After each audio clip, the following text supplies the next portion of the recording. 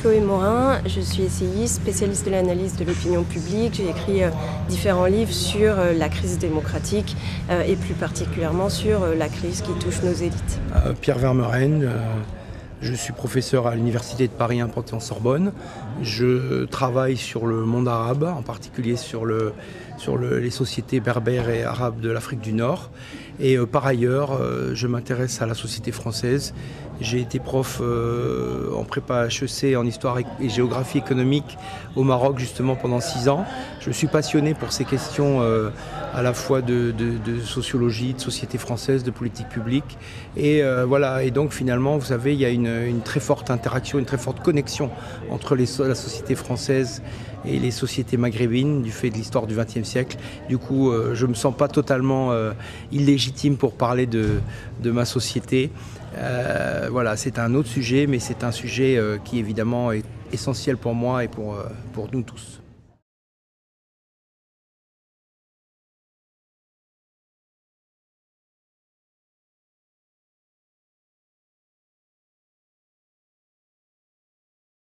Vous m'interrogez sur le communautarisme et sur le wokisme et sur la capacité de la République à faire front finalement, à tenir face à ces menaces d'une certaine manière, hein, c'est bien ça. Alors, je dirais, le communautarisme, c'est un mot qu'on a pioché chez les anglo-saxons avec beaucoup d'enthousiasme, mais le communautarisme, ça sous-entend des ensembles à l'intérieur de la République, hein, des groupes, les communautés de diverses natures. J'en vois alors on parle de communautarisme ethnique, notamment pour ne pas dire islamique. En réalité, il y a plusieurs manières de faire communauté à l'intérieur de la République. Moi, d'abord, quelque chose qui me frappe, parce que ce terme, je l'avais découvert quand je faisais mes études d'histoire et de sciences sociales il y a 30 ans. C'était un mot un peu mystérieux qu'on employait à propos de la société irlandaise ou la société nord-américaine. Et puis aujourd'hui, tout fait communauté, puisque dans le langage commun des journalistes, on parle de la communauté chrétienne, juive et autres. Bon, c'est devenu un mot valise du langage médiatique commun. Bon. Mais on parle de choses très différentes. La communautarisation, ça suppose une espèce de retrait, de mise à distance par rapport à la seule communauté qui avait été fondée par la Révolution française, la communauté nationale, la communauté des citoyens de la République française. Alors c'est vrai qu'on a fabriqué du sous-produit communautaire dans le monde colonial. L'Algérie française était un bel exemple de cette mise en boîte des diverses communautés dans un même espace, avec des citoyens, des Français non citoyens, des Européens, des indigènes étrangers, enfin, etc., etc. Il y avait toute une pyramide, toute une hiérarchie communautaire, complexe, qui d'ailleurs fonctionne encore comme ça, hein. Les sociétés méditerranéennes sont très communautaires, que ça vienne du modèle ottoman ou du modèle colonial finalement, qui se sont à la fois rejoints et mixés. Bon, alors en France, aujourd'hui, il y a divers communautarismes. Je dirais, il y a des communautarismes qui se disent, qui sont explicites, et puis il y en a qui sont de fait. J'ai travaillé sur vous en parliez à l'instant, sur la métropolisation. La métropolisation, sans que ce soit sans qu'il y ait une volonté déterminée, ni un plan politique. Il ne faut pas être ni complotiste, ni fabriquer des projets qui n'ont pas existé, mais de fait, si vous voulez, le regroupement des bourgeoisies dans les grandes métropoles tel qu'il s'est opéré depuis une trentaine ou une vingtaine d'années, et qui fait qu'à l'occasion de la désindustrialisation, on a séparé les populations et les classes sociales en fonction de leurs revenus, de leurs activités et de leur patrimoine finalement, avec l'envol incroyable de l'immobilier dans les métropoles, le fait qu'elles attirent les métiers tertiarisés hautement productifs du point de vue financier, j'entends. Eh bien, cela a entraîné la création en France d'un double espace dont on peut discuter à l'infini et qui n'est pas du tout un modèle ni parfait, ni stable, ni définitif. Mais en tout cas, de fait, vous avez une douzaine de métropoles qui aujourd'hui produisent pratiquement 60 aux 2 tiers presque de la production nationale, bien qu'elles ne possèdent que 30 ou 35% de la population. Et puis sur tout le reste du territoire, 90%, vous avez la grande majorité de la population qui, elle, vit pour partie, heureusement il produit un peu, mais pour partie de la redistribution du centre. Et donc on a ce séparatisme, parfois on parle de séparatisme des élites, mais au sens très large du terme, qui est une forme de communautarisme. Alors à la côté de ça, vous avez le communautarisme dont on parle couramment dans les médias, c'est le communautarisme religieux, pour ne pas dire islamique, dans les banlieues, qui n'est d'ailleurs pas que religieux ni que islamique, mais évidemment c'est celui qui affronte, notamment à travers un acteur politique manifeste qui s'appelle les Frères musulmans, et leurs différents démembrements, leurs différents aides et auxiliaires internationaux que sont les monarchies du Golfe ou autres, qui affrontent. Alors là, c'est un communautarisme conscient, conscient non pas parce que tous les gens qui sont embarqués dans cette aventure sont acteurs et ni conscients, mais ils sont embarqués par des acteurs qui vont à l'affrontement avec les États européens en général, jugés des États chrétiens ou a fortiori laïcs. C'est presque pire d'être un État laïque d'ailleurs que d'être un État chrétien. C'est pas presque, d'ailleurs c'est pire. Voilà, donc ça c'est le communautarisme auquel on pense et auquel la République finalement s'affronte. Et puis, il y a un communautarisme. Est-ce que le wokisme c'est une somme de micro-communautarisme? Je ne sais pas. Mais en tout cas, je dirais qu'il n'est pas... c'est quelque chose de très récent, qui concerne à la fois des intellectuels de ma génération, mais pour beaucoup des jeunes gens qui sont étudiants ou qui sont fraîchement diplômés, ou en tout cas fraîchement, enfin c'est disons dans la jeunesse de France, le wokisme c'est une idéologie qui est importée aussi des États-Unis, même si elle a ses propres sources aussi locales dans notre histoire intellectuelle. Mais c'est aussi un produit, si vous voulez, de l'affaiblissement de l'enseignement en France, de l'esprit scientifique, de la rationalité, et c'est aussi la défense d'une jeunesse, ou en tout cas d'intellectuels, mis en difficulté dans notre société. Mis en difficulté parce que aujourd'hui les choses intellectuelles ne sont pas très valorisées. On a la chance d'être ici et que vous nous invitiez, que vous nous respectiez, mais au fond les choses intellectuelles n'intéressent pas et ne dominent pas bien sûr, à part quelques rares médias ou quelques espaces, ne dominent pas les préoccupations de nos contemporains. La question de l'argent est infiniment plus importante et des métiers d'argent que la chose intellectuelle. Donc dans les universités, vous avez des déclassés intellectuels. Le professorat a été déclassé en 40 ans. Et la science, enfin l'enseignement a été fortement dégradé. Si vous voulez, le wokisme, quand il affirme qu'il n'y a pas de différence des genres, il faudrait lui opposer la biologie.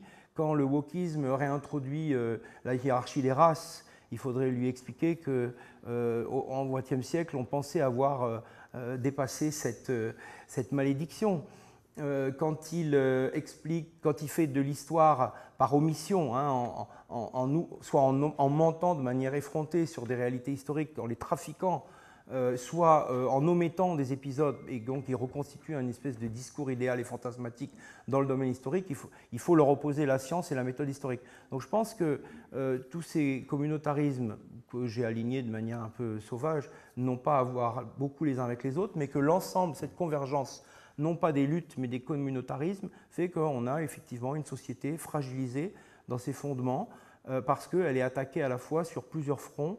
Et voilà, c'est difficile justement d'opposer un front à la fois intellectuel et politique, parce qu'on s'adresse en fait à des éléments et à des offensives ou à des réalités sociales et intellectuelles qui sont très différentes. Merci. Chloé Morin, est-ce que vous voyez cette menace de la même manière? Alors moi, il se trouve que le wokisme, c'est mon sujet recherche en ce moment. Donc, je suis en cours de formation, notamment d'une étude pour mesurer l'ampleur de ce que ça représente comme idée dans le pays, puisque aujourd'hui on en entend beaucoup parler dans les médias, mais on ne sait pas en fait quel est le pourcentage de Français, par exemple, qui adhèrent à l'idée qu'il faut faire un procès à un certain nombre de personnages historiques qui auraient été racistes ou qui auraient été sexistes. On ne sait pas le pourcentage de Français qui considèrent que la présomption d'innocence pour les hommes en cas de violence, d'accusation de violence sexuelle doit être abolie, etc. etc. Donc, j'essaye de quantifier ce phénomène. Si on regarde simplement le paysage médiatique et politique, c'est vrai que c'est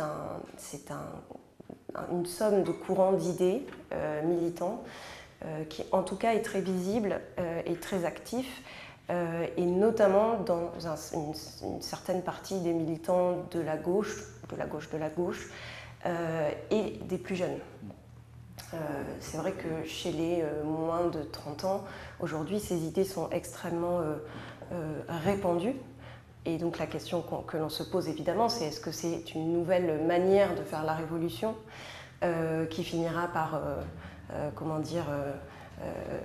et les uns et les autres finiront par revenir à la raison, comme ça a pu être le cas avec d'autres pensées par le passé, ou est-ce que c'est quelque chose de durable et une rupture en fait générationnelle qui aura un impact sur la manière dont nous vivons ensemble, et donc est-ce que c'est une rupture culturelle et politique. Ça évidemment on n'a pas encore la réponse. Moi ce qui me frappe sur le wokisme, c'est d'abord qu'on parle de concepts qui sont un peu complexes et que la plupart des gens ont du mal à situer. Quand on parle d'intersectionnalité, quand on parle de cancel culture, quand on parle de décolonialisme, c'est vrai que c'est des termes qu'il est difficile de définir, et ça c'est la base, c'est-à-dire que pour poser le débat, il faut arriver à identifier l'ensemble des courants militants qui ne sont pas toujours d'accord les uns avec les autres, même si nous on en fait une nébuleuse. Et moi la manière dont je pense le mouvement woke, c'est d'abord qu'il partage un constat globalement qui est qu'il existe un très grand nombre d'injustices et de discriminations que le modèle républicain et que l'État français en l'occurrence ne parvient pas à traiter. Donc ça c'est la première chose. On pourrait dire que finalement le constat des woke n'est pas très différent du constat que pouvait faire la gauche dite républicaine, universaliste depuis des années. La différence entre les deux, c'est qu'à ce constat, les woke disent bon, les solutions que l'on nous a proposées jusqu'ici et l'ensemble des valeurs qui ont été proposées ne permettent pas de régler ces discriminations, et donc il faut avoir recours à un certain nombre d'autres outils, de techniques militantes. Par exemple, la cancel culture, c'est ça, c'est-à-dire décréter que telle personne, parce qu'elle a des idées, c'est exactement ce qui a été fait pour l'auteur de Harry Potter par exemple. Quand elle dit, bon on va peut-être arrêter, on pourrait peut-être dire que une personne qui a ses règles, c'est une femme. Elle s'est pris une vague en disant qu'elle était transphobe, homophobe, tout ce qu'on veut. Et elle a été, mais ça arrive à bien d'autres artistes, effacée. C'est-à-dire qu'il y a des tas de gens qui ont décrété qu'ils ne voulaient plus travailler avec elle. Ça, c'est quelque chose dans le monde de l'édition, dans le monde de la culture, qu'on voit beaucoup. C'est-à-dire un auteur, à un moment donné, est accusé de racisme ou de sexisme ou de discrimination vis-à-vis de telle ou telle communauté. Et là, vous avez des maisons d'édition, notamment anglo-saxonnes, entières, qui les effacent et qui décrètent que ces auteurs-là ne doivent plus travailler. Voilà. Donc là, par exemple, cette technique-là, c'est l'abolition de la liberté d'expression et de la liberté académique. Parce que vous pouvez être donc professeur, enseigner une pensée qui ne convient pas aux théories woke, et donc vous voir interdire le fait d'aller donner une conférence. Donc quand on parle de ces techniques-là, on parle derrière de la déconstruction d'un certain nombre de fondamentaux qui font notre culture politique et sur lesquels notre société repose. Je parlais tout à l'heure de la présomption d'innocence, c'est un principe qui est extrêmement important en droit. Et donc le fait de dire que dans certains cas, c'est-à-dire en gros les violences faites aux femmes et les viols, etc., la présomption d'innocence se transforme en présomption de culpabilité, c'est une rupture juridique et culturelle extrêmement profonde et extrêmement grave. Et on en voit les conséquences, par exemple, avec l'affaire Kevin Spacey, qui est donc cet acteur américain qui a été accusé par plusieurs hommes de viol il y a 6 ans. Depuis 6 ans, il a été rayé de la série House of Cards. Il n'a plus travaillé, il n'a rien fait. Il a été acquitté, enfin, il n'a pas été condamné et en Grande-Bretagne et aux États-Unis. Donc, il n'est pas coupable du point de vue de la justice. Et donc, il a perdu 6 ans de sa vie. Et quand on voit les mouvements woke, ils vous expliquent que de toute façon, la justice n'est pas juste et que donc c'est pas parce que la justice a décidé que cet homme était innocent qu'en réalité, il n'était pas coupable. Donc en plus, vous êtes dans des choses où toutes les institutions qui ont été pensées pour réguler les conflits dans notre société sont remises en cause, et notamment la justice, mais pas uniquement. Et donc c'est pour ça que ce mouvement, à mes yeux, est à la fois extrêmement intéressant comme objet d'étude et inquiétant. C'est parce qu'il porte en germe tout de même la remise en cause de ce qui est de ce qu'est notre fonctionnement démocratique, à la fois la remise en cause de la justice, la remise en cause des différentes institutions, et plus profondément une rupture avec ce qu'est notre culture politique, avec l'universalisme, avec ce qui fait un petit peu la particularité de la France. Merci. Alors vous avez évoqué le fait qu'il y ait à travers ce mouvement wokiste une certaine fracture générationnelle. Pierre Vermeuren, est-ce que vous sentez vous-même, vous percevez cette fracture générationnelle? Est-ce qu'on peut s'interroger sur le rôle de l'école et finalement la question de la transmission d'un référentiel culturel commun? Est-ce qu'il existe encore ce référentiel culturel commun? Ou est-ce que finalement il y a toujours eu des jeunesses qui voulaient se distinguer des aînés? Alors, moi j'aime beaucoup penser l'histoire en termes de génération. On ne le fait pas toujours, on ne le fait pas souvent. Il y a des travaux à la fois historiques et sociologiques qui ont été faits sur le phénomène générationnel qui s'ancre dans un événement politique. Bon, c'est surtout pour les périodes contemporaines, mais ça pourrait, j'imagine qu'autrefois, par rapport aux guerres, on avait les mêmes phénomènes. Donc oui, ce succèdent les générations et chaque génération est porteuse d'utopie, d'espérance et de prévention par rapport à ses aînés, généralement plus qu'envers ses enfants, mais en tout cas... Alors, quelles sont les générations? On dit aujourd'hui, dans votre question, vous opposez finalement ce qu'on appelle... la génération climat et les boomers. Voilà, les boomers. Alors, les boomers, c'est des gens qui sont nés, disons, la génération 68, pour faire gros, pour faire français, c'est les gens qui sont nés dans les années 40 et 60, hein, entre le début des années 40, le début du baby-boom, et puis le début des années 60. Et voilà, donc c'est des gens qui sont arrivés à la maturité politique entre 68 et 81, 83.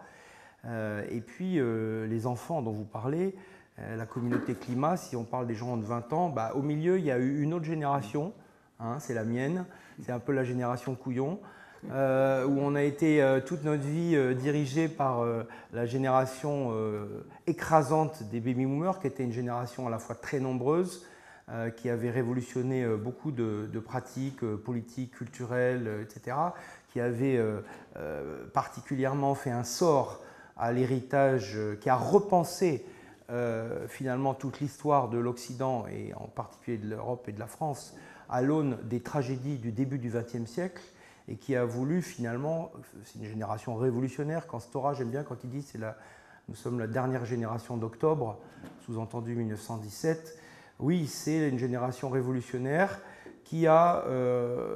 bon, il y a tellement de livres et tellement de choses qui ont été dites là-dessus que ce serait des banalités que de le redire. Mais enfin, voilà. Donc nous, on a été élevés à l'ombre et sous le parapluie de cette génération. Et puis maintenant, on a des gens, des petits adolescents et des petits étudiants qui viennent nous expliquer qu'on est des vieux cons, qu'on est des boomers. C'est le destin de toutes les générations. Mais si vous voulez, c'est... Voilà. Donc attention, une génération peut en cacher une autre, hein, comme une génération peut cacher une sous-génération. Donc ça, c'est le premier point. Alors c'est vrai que la génération 68, donc, elle a quand même collectivement changé la donne dans tous les domaines, et notamment dans le domaine... Je crois que la principale chose qu'on peut dire avec un peu de recul, c'est qu'elle a décidé de casser les règles et les modes de la transmission des savoirs et des pratiques sociales. Que l'on parle du mariage, de la cuisine, de l'enseignement de l'histoire, du rapport à la littérature ou à n'importe quel autre sujet, il y a vraiment eu une rupture anthropologique, culturelle, religieuse, massive, qui fait qu'à partir de cette génération, laquelle génération a été élevée dans les cadres anciens, hein, c'est ça. Donc on a une génération révolutionnaire, mais qui a été élevée d'une manière, je dirais, tout à fait traditionnelle. Bon, si ce mot a un sens, mais les mots ont toujours plus ou moins un sens. Et donc en revanche, la rupture, elle s'est faite progressivement, je dirais, à partir de notre génération. Alors dans notre génération, il y avait des gens qui avaient été élevés par des gens des années 20 ou 30 comme moi, ce qui fait que j'ai été élevé comme un boomer, et puis des gens qui ont été les enfants, les premiers enfants des boomers, et qui eux ont été élevés dans un autre système culturel. Voilà. Et peut-être que les choses maintenant se mettent en ordre, puisque tout le monde, avec cette troisième génération dite du climat, j'aime pas dire la génération du climat parce que c'est une projection des politiques publiques. On a décrété que c'était une génération du climat, mais on pourrait la décréter aussi génération réseaux sociaux, ou pornographiques, ou déculturée, ou ce que vous voulez. Elle subit beaucoup de choses, la pauvre. Elle subit beaucoup de choses parce que justement, elle est dans le monde d'après la transmission. Et donc, elle doit, à partir d'éléments qui se bataillent dans la société, que ce soit la propagande islamiste, que ce soit le wokisme, que ce soit les réseaux sociaux et les nouvelles technologies que personne n'appréhende vraiment très bien et dont personne n'analyse vraiment les finalités et les conséquences, qui sont en soi une révolution totale. Donc elle se bagarre dans ce... Alors, est-ce qu'elle est plus climat que les autres? Moi, je vois qu'ils sont toute la journée sur leurs appareils et que si on leur enlevait leurs appareils, leurs baskets et leur connexion, ils seraient très malheureux, et donc ils ne sont pas plus écologistes que les autres. Simplement, au lieu d'avoir des voitures, ils ont des ordinateurs. Mais vu la vitesse à laquelle ils consomment les ordinateurs, les réseaux sociaux, je pense qu'ils sont très consommateurs d'énergie. Bon, donc voilà, donc ça, on veut en faire une génération climatique. C'est une projection médiatique et politique.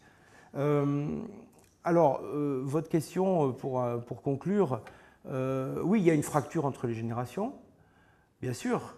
La fracture, elle se mesure économiquement, c'est-à-dire que, vous savez, moi, quand j'étais à l'ENS, dans les années 80, je vais vous donner un exemple très concret. Je parlais tout à l'heure de l'appauvrissement des profs, mais il faut parler de l'appauvrissement des étudiants. Alors, bien sûr, on ne fait pleurer personne sur les normaliens, c'est normal. Sauf que nous, quand on était des étudiants avec normaliens dans les années 80, on avait 2,5 fois le SMIC.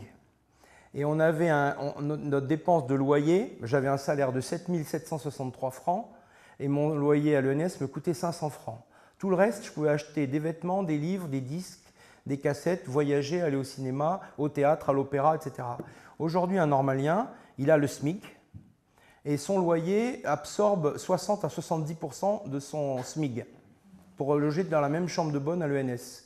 Donc, il lui reste quelques centaines d'euros pour s'acheter des vêtements et un ordinateur.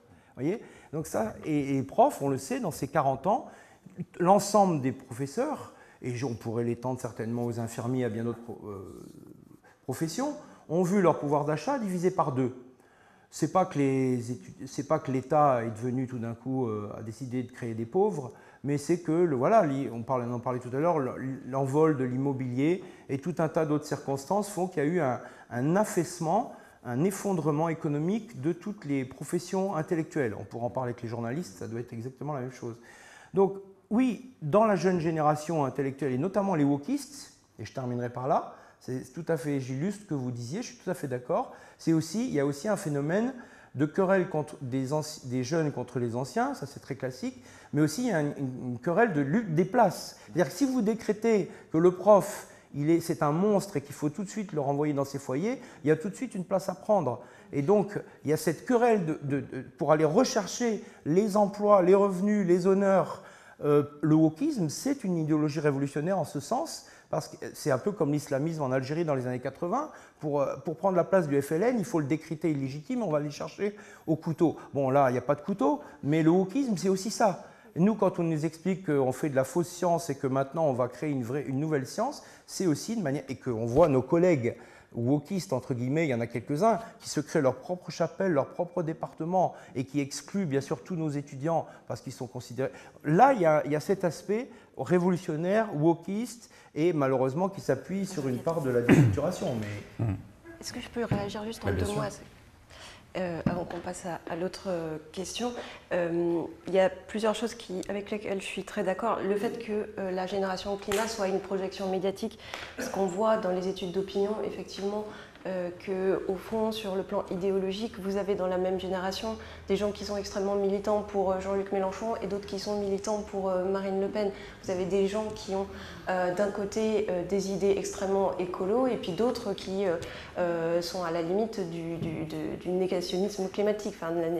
Donc, c'est vrai que penser une génération, c'est toujours une construction artificielle et au fond, les choses qui sont, il y a un certain nombre de choses qui sont déterminantes et qui l'étaient sans doute pour les générations précédentes, mais on sait très bien qu'un jeune qui n'a pas de patrimoine de départ n'a probablement rien à voir avec un jeune qui a un patrimoine qui lui permet d'avoir un minimum d'investissement culturel, etc.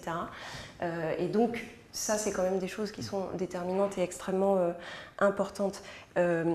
Je voulais réagir aussi sur un élément sur l'usage des réseaux sociaux. On peut se demander effectivement si les jeunes qui arrivent à 20 ans aujourd'hui sont vraiment la première génération sacrifiée. C'est-à-dire que je pense qu'on n'a pas de recul sur l'impact sanitaire de l'usage immodéré des réseaux sociaux et des nouvelles technologies. Que l'on commence à se rendre compte que ça trouble l'apprentissage. Et ça, on le voit, hein, les médecins le voient avec des enfants qui sont addicts aux vidéos et aux réseaux sociaux à 3, 4, 5 ans et qui n'arrivent pas à parler correctement. Et là, on a un phénomène générationnel pour le coup, mais qui est avant tout sanitaire, qui est extrêmement inquiétant.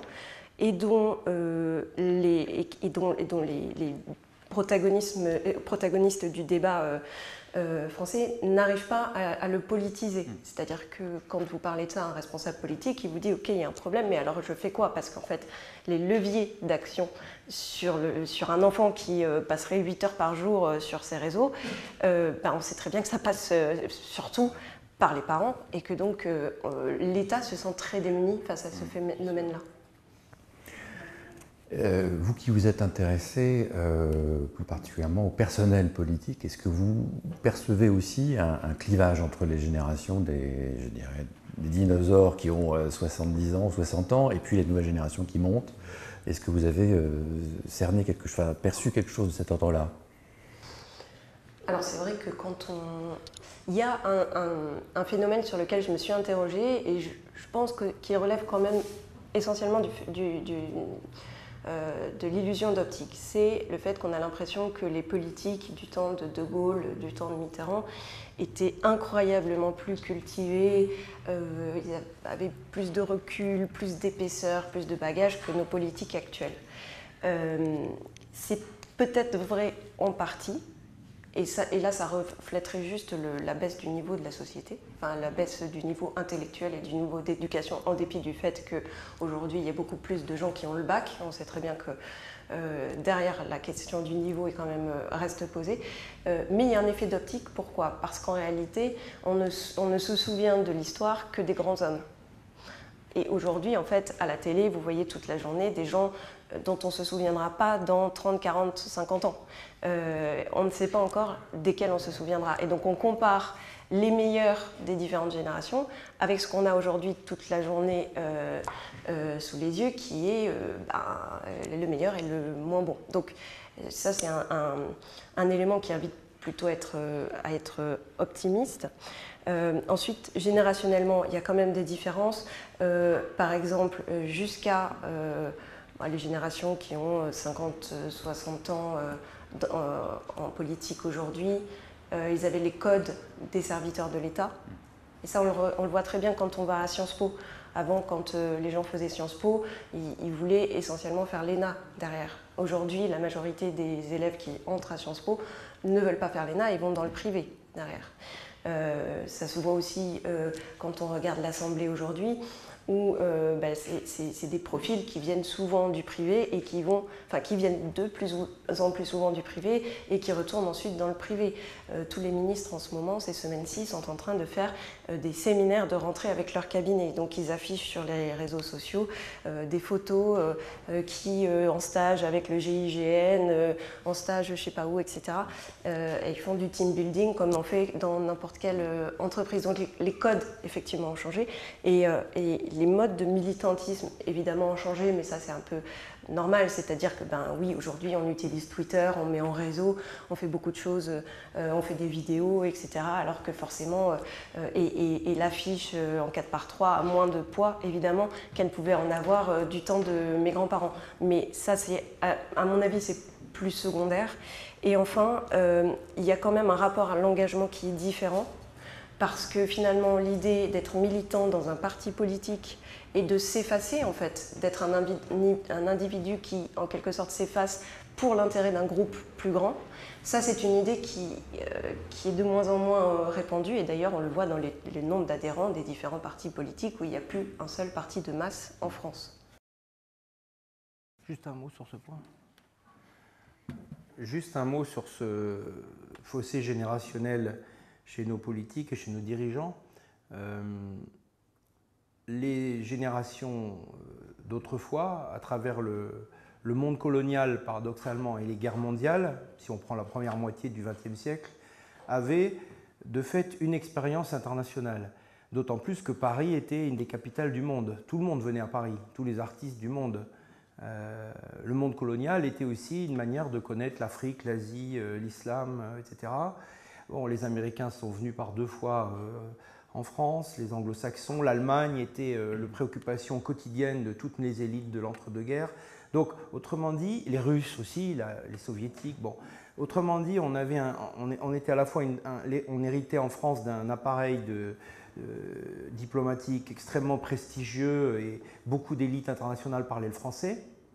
Paradoxalement, aujourd'hui, donc ça veut dire que nos élites étaient en contact avec le monde. Alors qu'aujourd'hui, à l'époque de la mondialisation, on a une provincialisation de nos élites. Quand François Hollande arrive à l'Élysée, qu'est-ce qu'il connaît de l'étranger? 6 mois en Algérie, dans l'ambassade de France. Autant dire qu'il connaît la France. Sarkozy, idem. Macron, bon, il parle bien l'anglais, très bien, comme tous les jeunes brillants de sa génération, mais qu'est-ce qu'il connaît de la dictature arabe, du pouvoir russe, des Chinois, du Japon, rien. Vous voyez, donc à l'époque de la mondialisation, et puis qui vient à Paris aujourd'hui? Les touristes. Ce ne sont plus les grands hommes politiques et les grands artistes du monde. Donc oui, le tourisme, c'est nul pour la connaissance du monde. Donc autrement dit, à une époque mondialisée, on a une élite qui, de ce point de vue-là, est déclassée et provincialisée, et c'est ce qui explique, à mon avis, une partie de ces difficultés. Alors, autre sujet de préoccupation, cette montée de la violence qui a trouvé une forme assez extrême au cours des violences urbaines de l'été dernier, ça interroge parce qu'on a le sentiment, au fond, qu'il y a de plus en plus la perte de ce que pouvait appeler Orwell la décence commune, c'est-à-dire une sorte de conscience morale qui fait qu'une société peut tenir parce que chacun de ses membres est respectueux d'un certain nombre de choses, un minimum de civilité, de respect de l'autre, et qu'il n'y a pas besoin d'une morale supérieure ou d'un État pour faire respecter la paix civile. On a parlé de décivilisation. Est-ce que ce phénomène vous semble pertinent, enfin plus exactement ce concept vous semble pertinent pour décrire la situation, je dirais, de la société française aujourd'hui? Bon, c'est des sujets très difficiles à aborder parce que ça mêle énormément d'éléments en termes de sociologie, de rapport de classe, de conception de l'existence, de mode d'être et de consommer, de se présenter au monde. Bon. Orwell, il écrit dans la première partie du XXe siècle, dans la société britannique, qui était quand même assez corsetée, avec des élites qui étaient très au-dessus du commun, du peuple. Et finalement, c'était aussi le cas de la France jusqu'à la Deuxième Guerre mondiale. Hein. Les études récentes, enfin ce ne sont pas récentes d'ailleurs, mais les études sur la répartition des patrimoines dans la France d'avant-guerre montrent vraiment qu'il y a effectivement une grande bourgeoisie qui possède à peu près la moitié du pays et qui représente vraiment une fraction. Hein. Qu'est-ce que c'était que les cadres à l'époque, c'était une minorité, c'était quelques 2 ou 3% de la population. Et la masse des populations était paysanne ou ouvrière. Plus de 80% de la France, encore au sortir de la Deuxième Guerre mondiale, c'est un pays d'ouvriers et de paysans. Donc, premier élément. Donc, il y avait des sociétés hiérarchisées. Et effectivement, les élites étaient conscientes, on pourrait dire imbues, mais on pourrait dire aussi conscientes de leur rôle de représentation. Et justement, elles tenaient à la fois leur rang et leur pouvoir de l'adhésion des masses. Et donc, elles avaient conscience qu'elles devaient à la fois dissimuler leurs vices, si tant est qu'elles en aient, mais toutes les élites ont des vices, parce que l'argent et le pouvoir sont des bons, alimentent les vices humains et les plaisirs de la chair, de la consommation, de l'argent, etc. Bon. Donc ça, c'est, je veux dire, le peuple le sait, ça. Moi qui ai vécu longtemps au Maroc, dans une société un peu sur le modèle de l'avant-guerre, hein, vous avez des masses pauvres et puis une élite très riche et assez corrompue, mais en même temps tout le monde l'accepte parce que ça fait partie de la hiérarchie sociale. Les pauvres maudissent la bourgeoisie et les riches, mais au fond acceptent que ce sont des gens différents et même se revendiquent eux-mêmes cette décence en disant nous, ils mourront de leur cancer, ils mourront de leur consommation d'alcool, ils mourront de leur consommation de drogue, mais nous on n'est pas comme ça. Bon. Alors, aujourd'hui, on vit dans une société qui a été transformée par les Trente Glorieuses, par le gonflement de la classe moyenne, par l'affaiblissement, la disparition quasiment de la paysannerie et l'affaiblissement de la classe ouvrière, laquelle classe ouvrière a éclaté avec une partie qui a des salaires presque de petits cadres, et puis un lumpenprolétariat qui n'a même plus de travail. Bon, mais grosso modo, ça c'est premièrement donc la fin de la société hiérarchique et la moyennisation de la société. Donc ça ne représente plus déjà le monde d'Orwell. Deuxièmement, l'avènement de la société médiatique, c'est-à-dire par étapes, hein, la radio, la télévision, les vidéos, l'Internet, et puis les réseaux sociaux, etc. Donc là, on a des élites qui, aujourd'hui, ne sont plus du tout dans la réserve. Elles sont mises en avant, elles sont exhibées, elles sont montrées, elles sont louées dans leur turpitude, puisque c'est devenu un marché. La marchandisation du monde a fait des vices, si je puis dire, des élites, un marché, on appelle ça le people.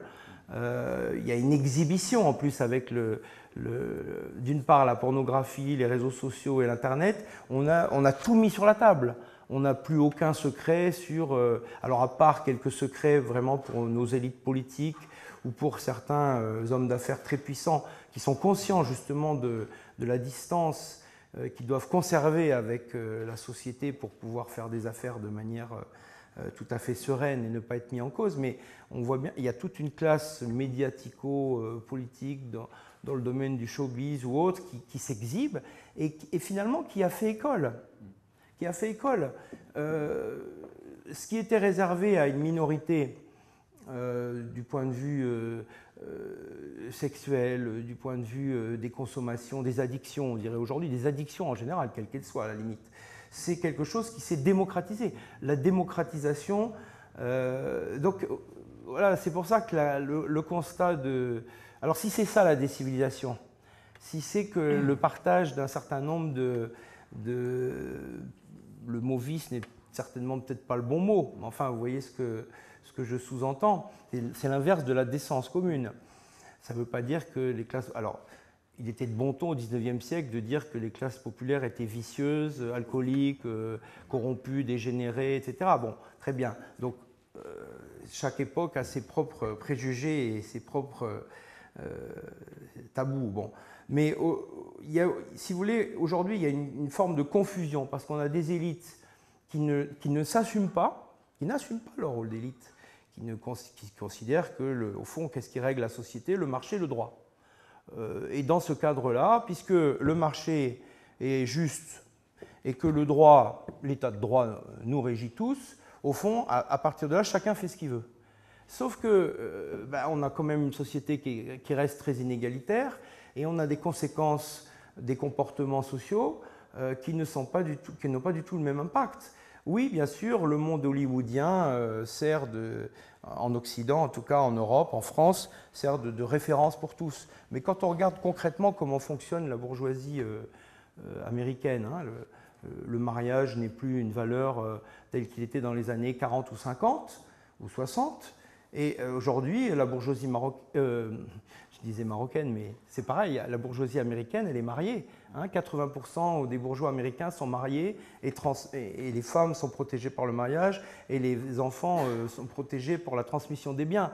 Alors qu'il y a le chaos dans les classes populaires américaines, parce que souvent la liberté des classes aisées, si elle est reproduite par les classes populaires, elle fracasse ces classes populaires. Et c'est ça un peu la situation qu'on a en France aujourd'hui. On est une espèce d'anomie dans les couches populaires, alors qui bien sûr qu'est-ce que c'est que dans ce contexte que la décence commune, ça décrit le monde des années 20, des années 30. Ça me paraît très daté comme analyse, mais en revanche, ce qui n'est pas daté, c'est même si tout a été brouillé, c'est cette vie séparée finalement, c'est ce qu'il faut parler de séparatisme, entre le monde des élites, qui reste un monde protégé, dans lequel les femmes de la bourgeoisie sont protégées, les fortunes sont protégées, les lieux d'habitation sont protégés, je parlais tout à l'heure du séparatisme des élites, et puis un monde, alors bien sûr, des classes populaires qui bénéficient de la sécurité sociale,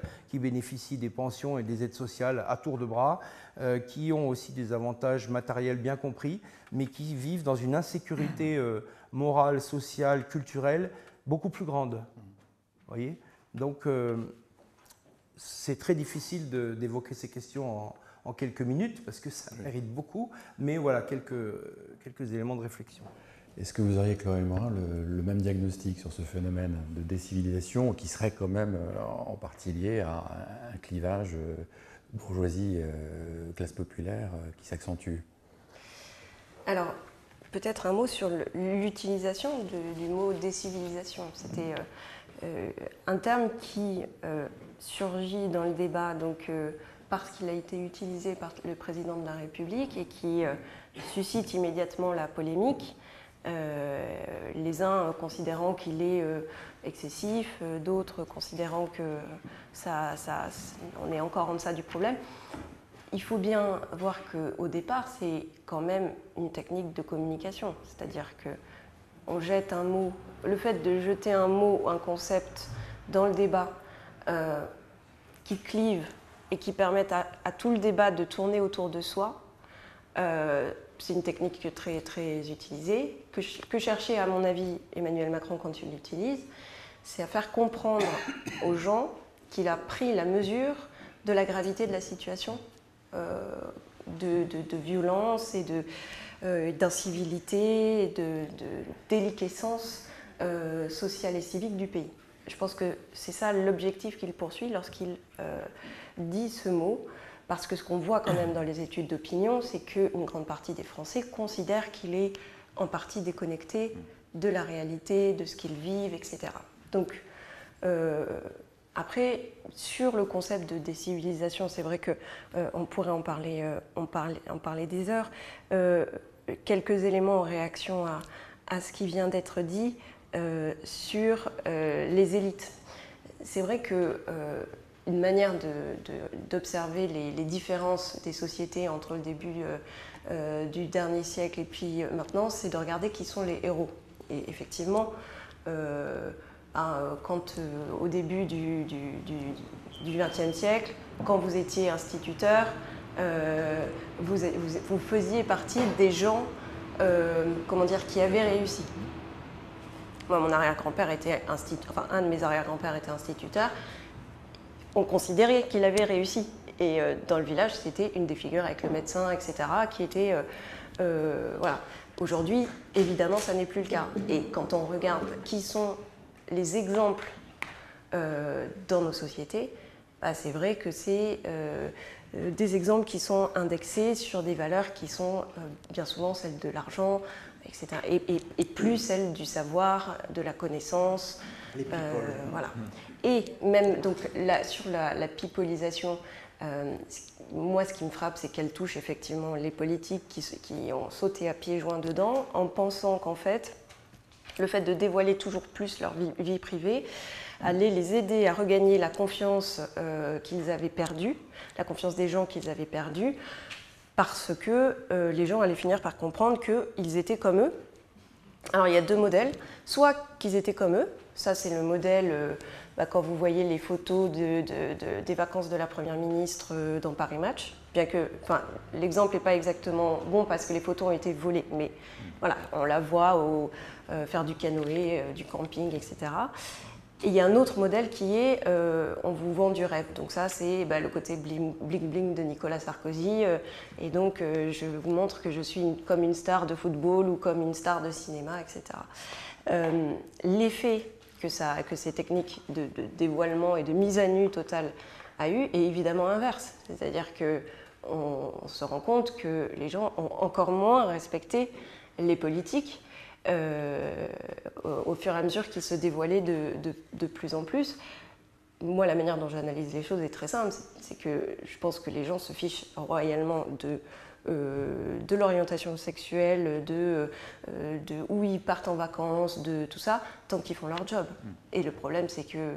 Et le bon exemple, d'ailleurs, c'était un exemple que j'ai utilisé dans mon précédent livre, c'est le couple Balkany à Levallois.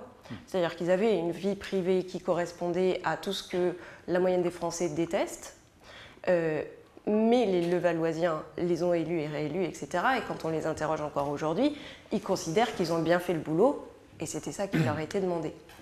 Donc ça, c'est juste une parenthèse sur la pipolisation des politiques. Ce qui est frappant, c'est que les élites ont longtemps été une manière de réguler la société. C'est-à-dire que, mine de rien, c'était des modèles. C'était pas seulement des autorités qui décidaient, c'était aussi des modèles auxquels on aspirait à ressembler. Aujourd'hui, vous avez encore certains modèles, donc je parlais tout à l'heure du modèle du footballeur ou de l'influenceur, etc. Mais les élites, notamment politiques, administratives, etc., et ceux qui font autorité, le professeur, les scientifiques, ceux-là, non seulement on n'aspire plus à y ressembler, mais on considère qu'ils ne sont pas plus légitimes que nous.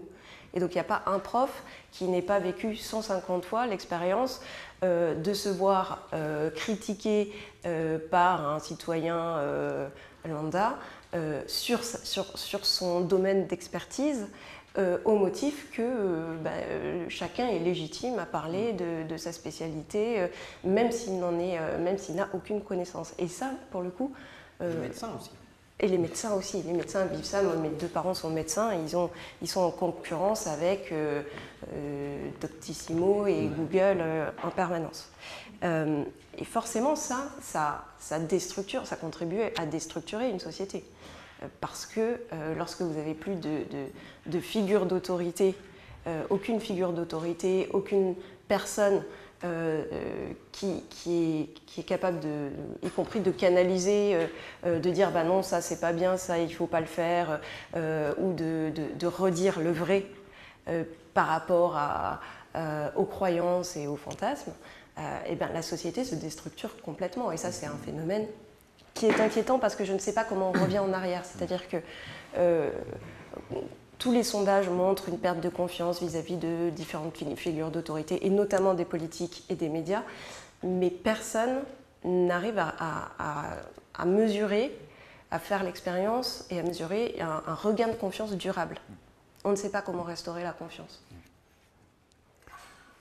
Merci. Alors, on a déjà un petit peu évoqué la question des élites. On peut maintenant s'interroger sur, évidemment, la réponse politique par rapport aux grands problèmes qui traversent la société française.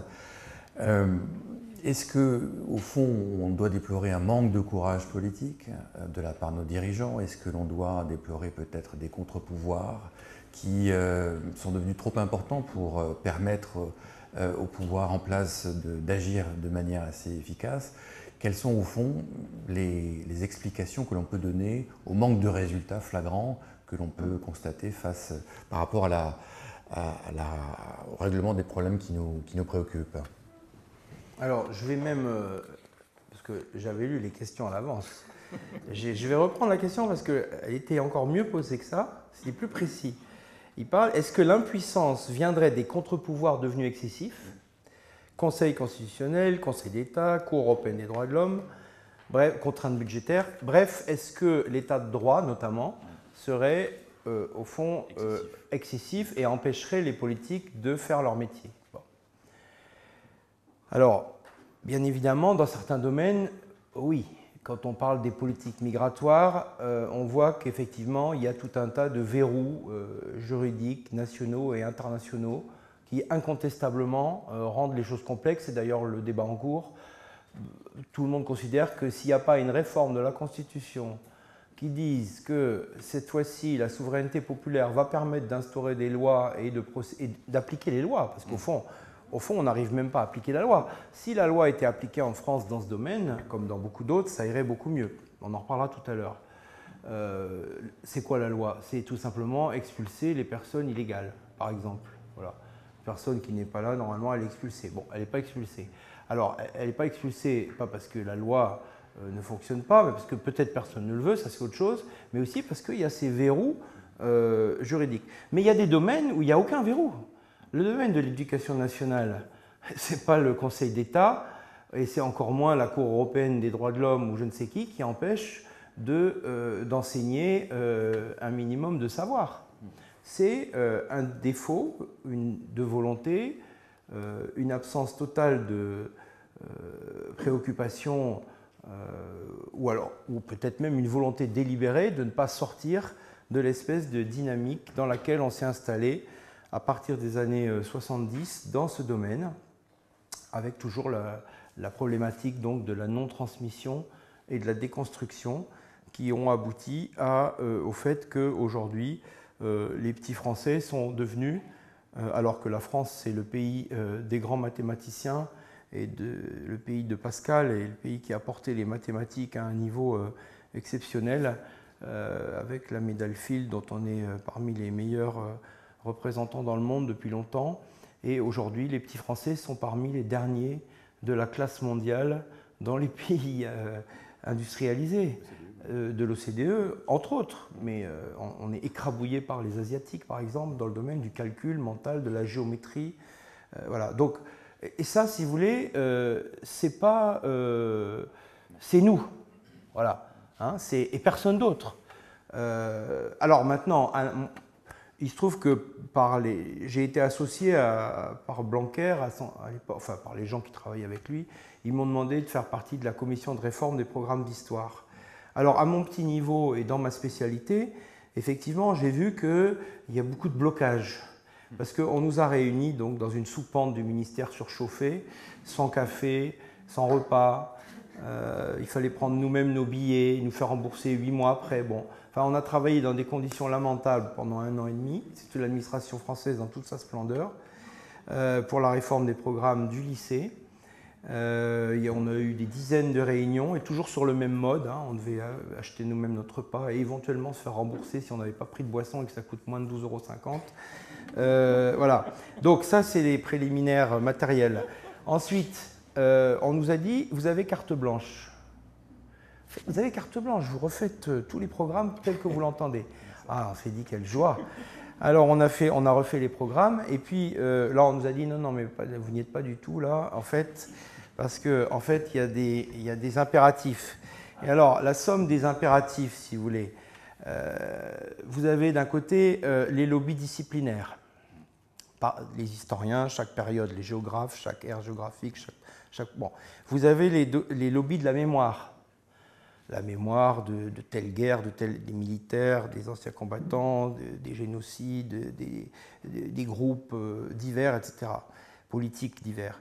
Vous avez les institutions, l'inspection générale, bon, qui est quand même le grand Manitou, qui a décidé que ce serait ceci, cela. Mais vous avez les commissions parlementaires, vous avez les partis politiques, vous avez le Premier ministre, vous avez le cabinet du ministre de l'Éducation nationale, vous avez l'Élysée qui envoie les directives, etc.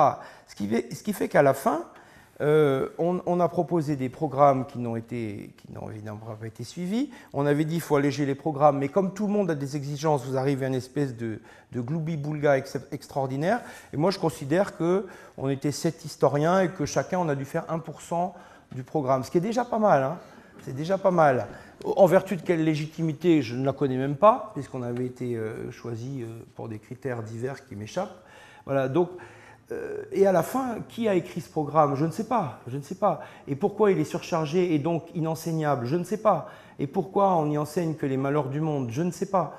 Voilà, donc, et ça, vous voyez, c'est ça, c'est comme ça que ça marche. Alors, ça, c'est de la faute de personne. Ce n'est pas de la faute de l'Europe. Voilà, alors, bien sûr, il y a des domaines, comme vous dites, à quoi attribuer le peu de résultats dans la résolution des grands problèmes. C'est pas de l'obscurantisme, c'est une confusion générale des responsabilités. Parce qu'au fond, il y a un Conseil national des programmes, mais ce n'est pas lui vraiment qui décide. Il n'est pas légitime, il n'est pas élu, il ne rend pas ses... Alors, parce qu'on dit, attention, oula, il ne faut pas que ce soit le politique qui écrive les programmes, sinon ça serait l'Allemagne hitlérienne. Donc, il faut que ce soit un pouvoir indépendant. Mais un pouvoir indépendant qui n'est pas indépendant. Et qui n'est pas nommé de manière légitime et qui n'a de compte à rendre à personne, si ce n'est au président de la République, mais qui officiellement ne se mêle de rien et dont les conseillers en fait tirent les ficelles. Enfin, voilà, c'est la confusion et c'est quelque chose qui fait que ça ne marche pas. Alors dans le domaine des finances publiques, c'est la même chose apparemment, puisque vous avez des ministres qui se succèdent. Rappelez-vous les alarmes qui ont été celles écrites par des grands économistes français ou des ministres. La faillite française dite par Fillon, c'était il y a 15 ans, ou il y a plus de 15 ans déjà. Et qu'est-ce qu'il fait Macron? On voit, il va endetter la France de 1000 milliards, puisqu'on est déjà à 700 milliards au bout de 6 ans. Donc on va aller avec 1000 milliards, alors qu'il avait fait campagne sur la maîtrise de des finances publiques et de l'endettement national. Donc en fait, il y a une machine qui est folle et il y a une soumission. Il y a une soumission finalement parce que les choses tournent. Hein, on l'a vu en Belgique, il n'y a même pas besoin de gouvernement pour que les choses se passent. Et en fait, les choses tournent, la machine tourne et il y a un grand fatalisme. C'est comme s'il y avait une dépossession de la volonté. On accepte finalement que c'est comme dans le domaine migratoire, dans le domaine financier, dans le domaine scolaire. Les choses vont ainsi et on se soumet à une croyance qui pour moi est une croyance dramatique en tant qu'historien, c'est la croyance qu'on va dans le sens de l'histoire. Il n'y a pas de sens de l'histoire, c'est une pensée religieuse. Ou alors oui, pour les chrétiens ou pour les musulmans, il y a un sens de l'histoire. Mais pour la machine publique française, il n'y a pas de sens de l'histoire. On peut aller vers le nazisme, vers le communisme, vers la démocratie, vers le modèle Che Guevarien. Il n'y a pas de sens. Donc, et pourtant, les gens qui nous dirigent sont persuadés qu'il y a ce sens de l'histoire et qu'au fond, eh bien, les choses se font d'elles-mêmes et vont vers une espèce d'ordre naturel, comme si le libéralisme nous entraînait vers une pente irrémédiable et contre laquelle on ne peut pas lutter. C'est la politique du toboggan, mais ça ne mène que dans les catastrophes, la politique du toboggan. C'est ça qui est très étonnant sur cette déprise. Alors, manque de courage, manque de volonté, est-ce que vous auriez un diagnostic aussi sévère, Chloé Morin?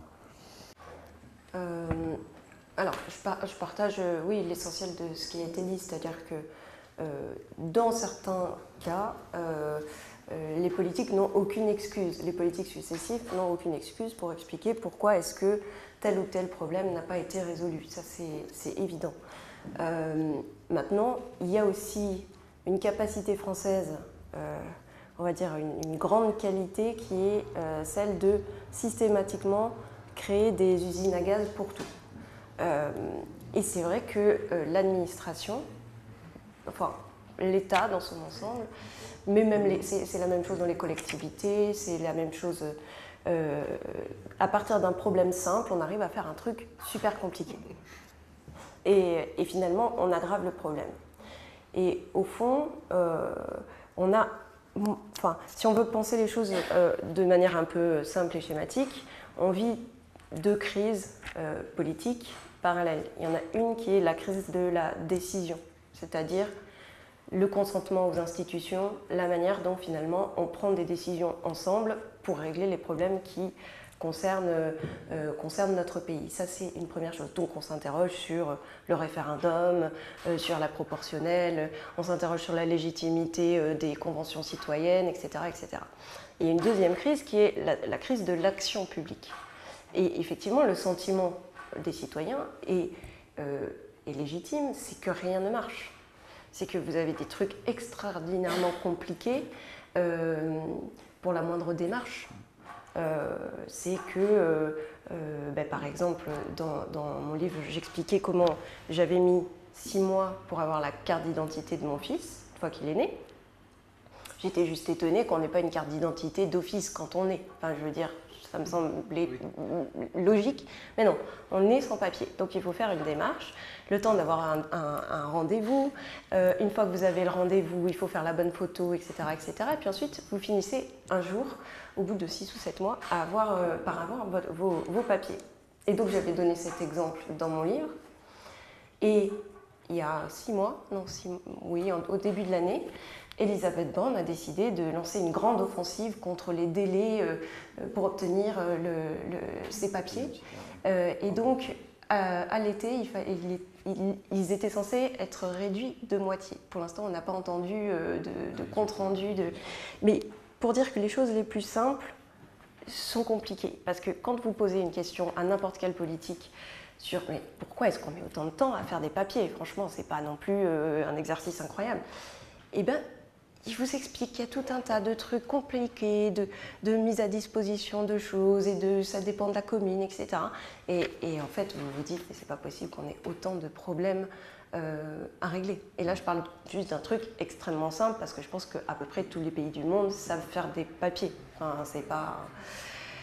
Et donc, l'impuissance publique, ça vient en partie, pour répondre à votre question, d'un manque de courage, parce que à un moment donné, quand vous êtes responsable politique, vous devez prendre des décisions, et parfois les décisions que vous devez prendre, ça conduit à contredire certains membres de l'administration, certains lobbies, etc. Donc de fâcher une partie des gens, et voire d'en virer un certain nombre, et que ça, c'est un peu compliqué à faire, parce que bon, c'est... donc il y a une question de courage politique, et il y a une question de contre-pouvoir, c'est-à-dire que toute institution créée essaye d'aller au bout de ses pouvoirs et de s'en inventer de nouveaux. Vous prenez par exemple la Haute Autorité pour la transparence de la vie publique. Elle a été créée il y a 10 ans, ils fêtent leur anniversaire la semaine prochaine, je crois, avec un grand colloque d'ailleurs, et ils ont été créés pour contrôler les patrimoines, notamment des élus. Et en fait, à partir d'un truc qui était à peu près simple aujourd'hui, vous parlez à n'importe quel élu, il vous dit « je n'y comprends rien, j'ai mis des heures et des heures à remplir mon truc, j'étais tellement effrayée à l'idée de mal répondre que je les ai appelés 5 fois. Et en plus, ils ont créé depuis 10 ans des obligations qui n'existaient pas il y a 10 ans. Donc l'obligation de donner les revenus de votre conjoint, l'obligation de dire, etc. Enfin, tout un tas de trucs qui n'étaient sans doute pas dans la pensée du législateur. Et cet exemple-là, je pense qu'il est à la fois compréhensible, dans le sens où je ne pense pas qu'il y ait d'intention de nuire derrière la volonté de... Voilà, c'est juste, on essaye de mieux faire son travail et donc on étend ses pouvoirs. Le problème, c'est que toutes les institutions font ça. Et il y a une tendance que les politiques ont eue depuis quelques décennies aussi, c'est de créer justement des institutions indépendantes. Ça, c'était une manière Alors, officiellement, c'était parce que la politique c'est mal, c'est idéologique et donc c'est mieux que ce soit des scientifiques, des indépendants qui décident. Mais cette manière-là de dépolitiser les décisions, c'était aussi une manière de s'en laver les mains et de pouvoir dire quand quelqu'un n'est pas content, c'est pas nous en fait. C'est la haute autorité de trucs, c'est la commission bidule, etc. etc. Et sans doute qu'aujourd'hui, on a un trop-plein de ces commissions, de ces hautes autorités, de ces, tout ça qui finalement ont dépossédé les politiques d'une partie de leur pouvoir. Après, il y a aussi une ambiguïté chez les Français, c'est-à-dire qu'il y a une telle détestation des gens vis-à-vis des politiques que je ne sais pas si ils aimeraient que les politiques aient davantage de pouvoir. Quelque part, on a aussi voulu la situation actuelle. On les a punis, on les a en partie déshabillés. Surveillés. On les a surveillés, etc. Et donc aujourd'hui, on se plaint de ce qu'ils sont faibles, mais nous avons collectivement créé les conditions de cette impuissance. Alors, faiblesse, impuissance, est-ce qu'il y a quand même une compétence de nos élites encore aujourd'hui? Est-ce qu'elles sont formées de manière satisfaisante ou est-ce qu'elles sont vraiment détestées, en tout cas très critiquées de manière légitime parce que considérées comme étant à la fois déconnectées des réalités et obsédées par leurs intérêts particuliers, leur carrière, que sais-je? Est-ce que c'est un procès injuste que l'on fait ou est-ce qu'il y a vraiment des raisons de considérer qu'on a un personnel politique qui n'est plus autant à la hauteur que par le passé? On confond d'abord en France spontanément le personnel politique et le personnel administratif, ce qui est déjà un problème en soi. Parce que normalement, pendant longtemps d'ailleurs, les jeunes gens ambitieux qui voulaient faire de la politique faisaient une école administrative. Vous avez parlé tout à l'heure de Sciences Po, en disant que les jeunes gens de Sciences Po voulaient autrefois rentrer à l'ENA. Et les plus ambitieux de l'ENA voulaient faire ensuite une carrière politique. Donc il y a une certaine confusion. Mais la confusion va bien au-delà, parce que l'évolution, disons que la libéralisation du vieil État centralisé français à partir des années 80, et surtout la libéralisation financière européenne et ce qu'on a appelé la mondialisation en général à partir des années 90, fait qu'il y a une espèce de dissolution de l'esprit de service public et de confusion avec le management, d'abord des entreprises publiques, et puis à partir du moment où elles ont été privatisées, des banques et des grandes sociétés financières. Donc vous avez une espèce de... alors là, je me place à un niveau, je dirais, supérieur de direction de l'État, parce qu'on a 500 000 élus. Donc les politiques, c'est ça. C'est qui les politiques? C'est d'abord ces 500 000 élus. Bon, alors il y a de tout. Il y a le charcutier de Normandie dans un petit village, et puis il y a le président de la République. Bon, donc, mais si on parle, donc parlons pas de... Alors oui, probablement il y a une forme d'affaissement, comme le disait Chloé tout à l'heure, une forme d'affaissement général des compétences, mais qui est, voilà, qui est le reflet finalement de l'abaissement culturel général. Moi je considère qu'on est la première génération à être abaissée culturellement et intellectuellement. Je veux dire, nous déjà, à ma génération, on faisait du latin de manière lamentable. Et on arrivait au bac avec 5 textes qu'on avait appris par cœur et on ne savait pas. Ma mère, elle lisait, elle traduisait le latin en 4e, voilà. Alors que moi, en terminale, après des années pénibles de latin, je ne savais rien faire que faire le singe sur un texte de Virgile. Bon, alors maintenant, on est tombé à un niveau très très infra. Mais on est la première génération à avoir été déculturée de ce point de vue-là. Et notre destin a été très lié à la chance qu'on a eue d'avoir tel ou tel prof. Moi, je sais les 2 profs qui m'ont permis de faire ce que j'ai fait. Sinon, j'aurais certainement jamais rien fait dans le domaine intellectuel et culturel de mon existence.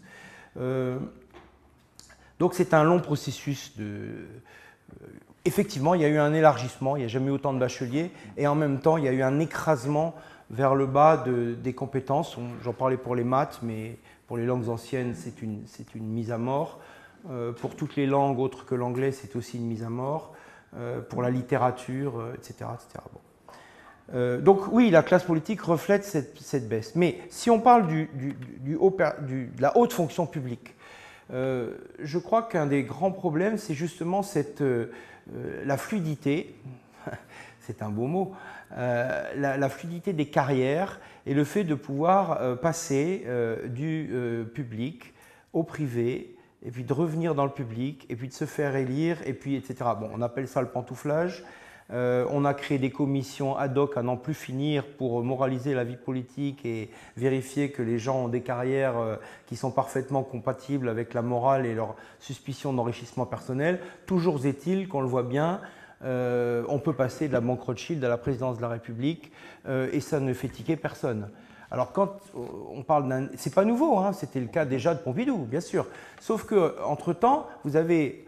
on sait très bien que les cabinets se remplissent de hauts fonctionnaires et qu'avant chaque échéance, les membres de ces cabinets vont vendre leur CV dans les grandes sociétés financières américaines de conseil qui elles-mêmes ensuite, dans l'élection d'après, vont vendre leurs services aux politiques et c'est comme ça qu'on se retrouve avec des milliards ou des centaines de millions d'euros qui sont offerts à des cabinets de conseil et qui déshabillent la fonction publique, laquelle fonction publique n'a jamais eu autant de fonctionnaires.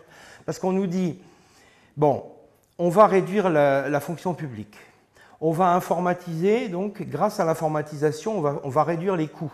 Vous n'avez jamais eu, tout est informatisé, il n'y a jamais eu autant de fonctionnaires et on n'a jamais autant délégué aux services privés sous forme de conseils, d'audits, même les profs, il faut aller les chercher, même les flics, il faut aller les chercher, enfin, pour assurer la sécurité, on fait appel à des sociétés privées. Bref, vous avez une sphère où il y a une confusion entre le public et le privé qui est de plus en plus grosse, donc on voit bien que la machine est folle en quelque sorte, et c'est ça qui est terrible, c'est-à-dire les élites, oui, sont compétentes, oui, on continue à former les gens bien, alors plus ou moins bien, mais je pense qu'à l'ENA, les gens sont bien formés, à l'INAT, les gens sont bien formés, dans les écoles de hauts fonctionnaires, mais si vous leur offrez la perspective de devenir des banquiers ou des membres des sociétés de conseil, en fait, ils sont dans un plan de carrière. Ils sont dans un plan de carrière qui est un plan d'enrichissement personnel, qui est un plan d'entrée dans la bourgeoisie pour avoir un capital de plusieurs millions d'euros au moment où ils partent en retraite. Et je dirais que c'est là, alors on ne peut pas jouer les pères la morale du matin au soir, mais si vous voulez, c'est ça qui crée une grande confusion, je pense, qui fait que les gens ont un dégoût. Bien sûr, ils ont du mal à le formaliser parce que, enfin, il suffit de lire Le Canard enchaîné. Je ne sais pas si vous lisez Le Canard enchaîné, il faudrait compiler les rubriques du pantouflage que tous les 2 mois Le Canard enchaîné produit, hein, parce qu'on voit bien effectivement que cette circulation des élites entre la haute fonction publique, les grandes entreprises publiques, qui sont moins nombreuses qu'avant mais qui continuent d'exister. Vous voyez, on est Premier ministre et puis après on devient patron de la SNCF, enfin de la RATP. Et on emmène tout son cabinet avec soi, et puis après le cabinet, il va aller pantoufler dans les grandes banques, et puis ensuite, bon, et c'est là qu'il y a un vice pour moi. Donc les gens sont bien formés, mais ils ne sont pas ils ne sont pas au service du public, ils ne sont pas au service de l'État français, ils ne sont pas au service des citoyens, ils sont au service de leur stratégie individuelle d'enrichissement et de réussite sociale. Et donc, évidemment, eux, à la limite, que les gens ne sachent pas les mathématiques, c'est le cadet de leurs soucis. C'est ça que je crains. Bon, alors, par rapport à ce réquisitoire quand même assez sévère, est-ce que vous pensez que les élites sont coupables à ce point et coupables en tous les cas, est-ce qu'elles sont aussi peu soucieuses de l'intérêt général aujourd'hui, selon vous? D'abord sur la compétence, oui, clairement, quand moi j'ai fait l'exercice de demander à des responsables politiques de très haut niveau combien de livres ils lisaient, je pense que je ne suis pas sûre que leur réponse soit sincère. Maintenant, et je fais partie des gens qui continuent de penser que lire des livres c'est très important en fait. Mais bon, que lire des livres c'est très important. Mais oui, d'accord. La question de la compétence, elle dépend aussi de ce que la société leur demande. C'est-à-dire que de quelles compétences avez-vous besoin aujourd'hui pour être chef de parti politique ministre ou président de la République. Il me semble que beaucoup plus qu'avant, vous avez besoin de compétences qui relèvent de la communication. Et du coup, ça fait un tri. Si vous voulez, par exemple, quand vous prenez la dernière présidentielle, si vous preniez uniquement le CV des uns et des autres et le programme des uns et des autres, sans les voir sans vidéo, sans les voir débattre, sans aucune des qualités de communication, je ne suis pas sûre que le résultat de l'élection aurait été le même. On a bien vu que certains candidats ont perdu énormément de terrain sur la base de prestations dans un meeting, etc., etc. Ou à l'inverse, que parce qu'un... alors ça, c'était l'élection d'avant, mais quand Jean-Luc Mélenchon réussit une émission de télé, un débat, on voit ensuite derrière qu'il décolle dans les sondages. Donc la capacité à communiquer est très importante. J'ajoute qu'elle prend énormément de temps, et du temps qui était sans doute autrefois consacré à faire autre chose. Parce que quand vous êtes ministre aujourd'hui, vous passez énormément de temps à tweeter, à faire des déplacements dont l'objet est uniquement de faire savoir que vous êtes allé rencontrer les profs dans tel lycée, de faire savoir que ci, faire savoir que ça. Je pense que c'était beaucoup moins le cas il y a 20 ans, 30 ans, 40 ans. Et que donc, forcément, nous avons des élites qui savent mieux communiquer, mais manque de chance. Je pense que la communication, c'est pas une compétence première pour être capable de diriger un pays. Et donc on a des gens qui savent bien faire campagne, mais les compétences qu'il faut pour faire campagne ne sont pas du tout celles qu'il faut pour gouverner. Et qu'il y a là sans doute l'un des biais qui explique cette impression d'effondrement que nous avons. Et à ça, en fait, il n'y a pas vraiment de réponse, sinon que chacun d'entre nous prenne conscience de ça pour réordonner ses exigences. C'est-à-dire, quand on porte un jugement sur un responsable politique, se dire à quel point mon jugement porte-t-il sur sa personne, comment il est habillé et la manière dont il parle, et à quel point est-ce qu'il porte sur ses idées, son bilan, ce que je sais de ce qu'il a déjà fait dans son parcours, etc. etc. Et moi, quand je m'applique ce même exercice, parfois je suis effrayée. Parce que, évidemment que comme tout le monde, je préfère les politiques qui présentent bien, qui parlent bien, qui sont... alors, personnellement, je préfère les gens qui sont plutôt modérés, mais il y en a qui préfèrent les gens qui sont très affirmés, etc. etc. Merci bien. On va laisser un peu de temps à la salle pour à vous tous pour les questions qui peuvent être posées à nos deux intervenants, sachant que Chloé Morin doit partir dans un petit quart d'heure. Donc, y a-t-il dans la salle des questions pour Pierre Vermeuren ou Chloé Morin? Ils ont un micro? Ils ont un micro.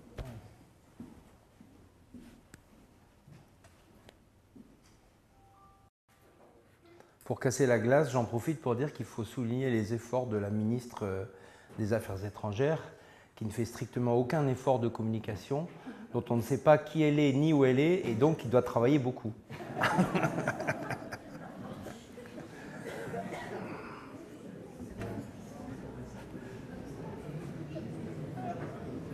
Ah, monsieur là. La question est que je vous trouve d'un pessimisme tout à fait exagéré. Par exemple, monsieur, vous avez dit, Fillon nous a dit qu'on était en faillite à 15 ans, mais nous ne sommes toujours pas en faillite. Donc c'était Fillon qui avait tort de dire ces conneries. Et il nous disait quelque chose qui était purement politique, qui n'était pas fondé sur les faits. Et le fait que nous ne soyons pas en faillite aujourd'hui, je dois aussi rappeler que nous sommes toujours la 6e puissance économique mondiale et que nous avons été dépassés uniquement par l'Inde. L'Inde, le Royaume-Uni, c'est pas si sûr. Parce qu'il y a eu des problèmes là de... Bon. Mais enfin, même le Royaume-Uni, ils ont toujours été avant nous. Alors, ils ont toujours été 4e et nous 5e. Alors après, il y a eu des c'est assez compliqué. Enfin, c'est certain, c'est qu'on est passé clairement par l'Inde, qui a aussi d'ailleurs déplacé le Royaume-Uni. Mais enfin, il y a 1,4 milliard d'habitants, nous on en a 66 millions. Donc, je veux dire... il y a un portrait qui est fait de la situation que je trouve exagéré. Et un portrait aussi de l'incapacité de nos administrations, je trouve ça très exagéré. Et en fait, c'est l'air du temps que vous rapportez. Ce ne sont pas des analyses, c'est l'air du temps. Voilà.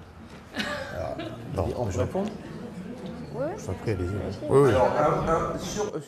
Effectivement, c'est un problème d'appréciation.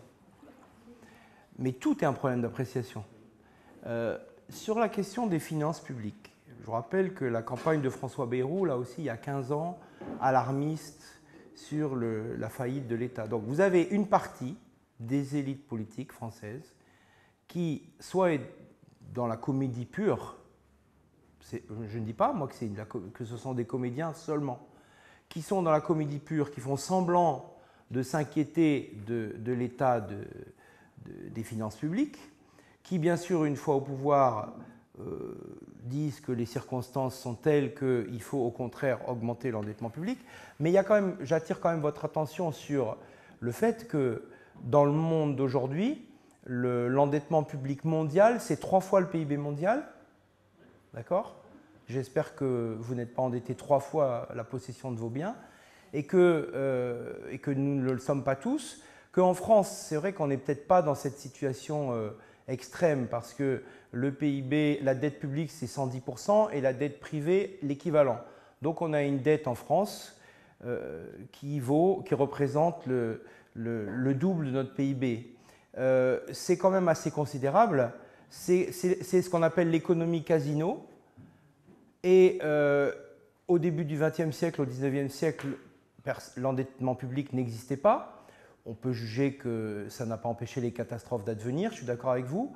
Mais ce qui est certain, c'est que cette montagne de dettes absolument gigantesque crée un risque, au sens noble du mot systémique, c'est-à-dire un risque, c'est une hypothèque qui est sur nos têtes, collectivement, mondialement.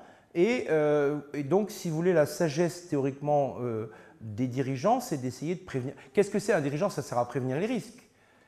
Voilà, donc là, il y a un risque. Alors certains disent « oh là là, ça va s'effondrer, c'est terrible, il faut se prémunir ». D'autres disent « on s'en fout ». D'autres disent « on s'en fout, on ne remboursera pas ». C'est ce que dit Mélenchon. Je ne suis pas sûr que ce soit… Voilà, donc c'est un vrai problème, mais on ne peut pas l'analyser sereinement. Mais si, on peut l'analyser sereinement. Parce qu'on peut déjà commencer par dire que le déficit français est plus faible que le déficit italien, plus faible, 2 fois plus faible que le déficit japonais, et actuellement plus faible que le déficit américain. Alors, il faut commencer à dire les choses comme elles sont, avant de vouloir dire, voilà. Bon. Alors, on va pas faire un débat, mais sur cette question face à laquelle on est impuissante,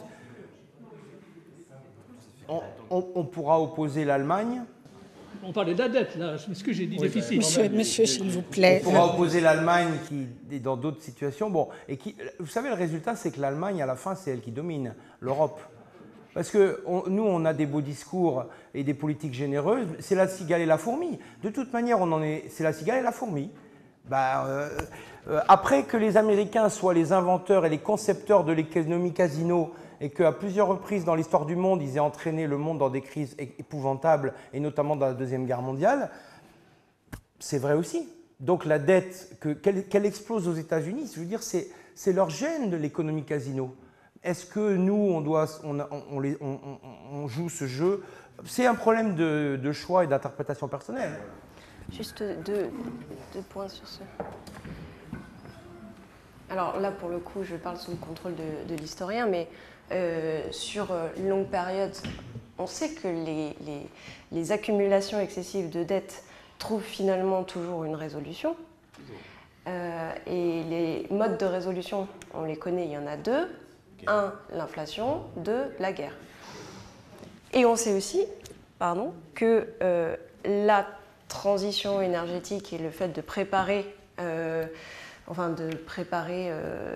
la survie de l'humanité face au dérèglement climatique va nécessiter énormément d'investissement et que c'est justement à ce moment-là qu'on arrive surendettés. Donc ça, c'est comment dire, une raison de s'inquiéter, il me semble, d'autant plus quand vous avez un personnel politique qui vous dit « Ah non, non, mais on ne va surtout pas s'endetter davantage pour l'écologie ». Autre question? Oui, au début, vous avez parlé de la situation des personnes qui étaient mises en cause par les groupes wokistes. On n'entend pas. Ah, pardon, vous m'entendez mieux là? Oui, vous m'entendez mieux? Ouais. Non. Oui, mais portez la voix, s'il vous plaît. Au début, vous avez parlé de la situation des gens qui étaient mis en cause par les groupes wokistes. Alors, je ne sais pas qui l'un de vous en a parlé, mais ce qui, moi, me surprend, c'est que tout de suite, la maison d'édition lâche l'écrivain, peut-être que la direction de la fac lâche le prof. Comment on explique ça, quoi? C'est quoi? C'est un manque de courage? Si on ne veut pas avoir d'emmerdement, là, je trouve qu'il y a un vrai problème, quoi, de la part des directions. C'est un manque de courage. Pour le coup, j'ai un entretien avec le directeur de Sciences Po la semaine prochaine. Ça fait partie des questions que je vais lui poser parce que Sciences Po est une des institutions qui est réputée pour céder face aux pressions woke. La manière dont ça se passe aux États-Unis, et ça, pour le coup, j'ai quelques exemples. C'est vraiment le manque de courage face à une minorité bruyante et militante qui exerce une pression sur la direction des écoles ou sur les entreprises. C'est-à-dire que personne n'oblige une entreprise à, par exemple, on prend le monde de l'édition. J'ai un exemple d'un traducteur qui a été accusé de harcèlement. Il n'était pas jugé, hein, c'était une accusation. La maison d'édition, donc il traduisait des romans qui venaient des États-Unis. La maison d'édition de l'auteur américain a immédiatement demandé à ce que la maison d'édition française cesse d'employer cette personne. Il n'avait pas été jugé. Donc, le fait que les uns et les autres cèdent à ça, c'est juste parce qu'ils ont peur, enfin ils cèdent à la pression. Bon. En France, on a quand même des garde-fous par rapport à ça. C'est-à-dire que les exemples que Chloé a donnés, c'est en Angleterre, aux États-Unis, où cette soumission aux pressions et au mode woke atteint quand même des sommets. Si vous voulez, on garde quand même, nous, un certain ricanement salvateur. C'est-à-dire que si on nous disait qu'il faudrait écrire Chateaubriand en écriture inclusive, franchement, ça ferait rire tout le monde et de manière très saine. Donc je ne pense pas qu'on en est au point de la situation des anglo-saxons. La France, d'ailleurs, est un pays, l'Italie aussi, hein, les vieux pays catholiques, peut-être pas très drôles, mais gardent quand même un peu plus la tête sur les épaules. On est moins soumis à ces modes intellectuels qui manifestement flambent dans un certain nombre de pays anglo-saxons. Voilà, donc ça c'est bien, on est quand même un peu moins fou. Maintenant, sur ce qu'on disait, sur cette pression qu'on sent dans les universités à Sciences Po, à la Sorbonne et ailleurs, de la jeune génération qui veut se saisir de cette question pour s'emparer pour s'installer finalement, ça c'est une réalité. Ça prend peut-être des formes moins agressives, mais c'est quand même réel. J'aimerais vous demander votre point de vue sur... là, vous avez parlé des personnels politiques, de comment ça a évolué, des enseignants, de tout un tas de choses, des clivages entre les générations. Moi, ce qui m'inquiète, c'est le clivage entre ceux qui votent plus, ceux qui ne s'accrochent plus à rien. Aujourd'hui, ils sont assez nombreux et ils explosent parfois, on l'a vu récemment. Et comment, tout ce qu'on a pu dire, c'est rassurant pour nous, intellectuels, parce qu'on essaye de faire une analyse historique, sociologique, etc. Mais moi, ce qui m'intéresse, c'est comment on peut analyser cette évolution tragique, cette rupture tragique avec un pan entier de nos sociétés qui sont complètement déconnectés et qui sont en état de bouillonnement et de violence important, quoi. Comment aujourd'hui vous analysez ça? J'y vais, Oui, vous parlez de la désaffiliation des classes populaires. C'est vrai que quand j'étais en seconde, enfin au lycée, on nous disait, regardez, ces pauvres Américains, moins de la moitié votent, même à la présidentielle. on s'en approche. Hein. C'est-à-dire qu'effectivement, aujourd'hui, en France, lors des dernières élections, la moitié du corps électoral a voté, mais si on incorpore les non-inscrits, plus les votes blancs et nuls, voire les votes désespérés, on atteint une masse majoritaire très importante. Donc ça, c'est un phénomène nouveau qui renvoie, alors vous voyez, c'est une forme de décivilisation civique, c'est-à-dire que la perte de confiance, parce que je ne sais pas si vous avez bien mesuré ce qu'a dit Chloé tout à l'heure, quand nous, dans nos milieux, quels qu'ils soient, on est certainement de milieux différents, mais on ne mesure pas cette haine ou cette hostilité dont elle a parlé vis-à-vis des politiques et des responsables. On sait qu'il y a une haine des riches en France qui est assez ancienne et qui a conduit à des événements bien connus, mais là, ça va au-delà. C'est la haine des autorités, la haine des institutions, qui effectivement s'est traduite pas seulement par la passivité du non-vote, mais aussi par des jacqueries extrêmement violentes, récurrentes. On a eu la jacquerie des zones rurales, c'était les Gilets jaunes. On a eu la jacquerie de la fonction publique, c'était le mouvement contre les retraites.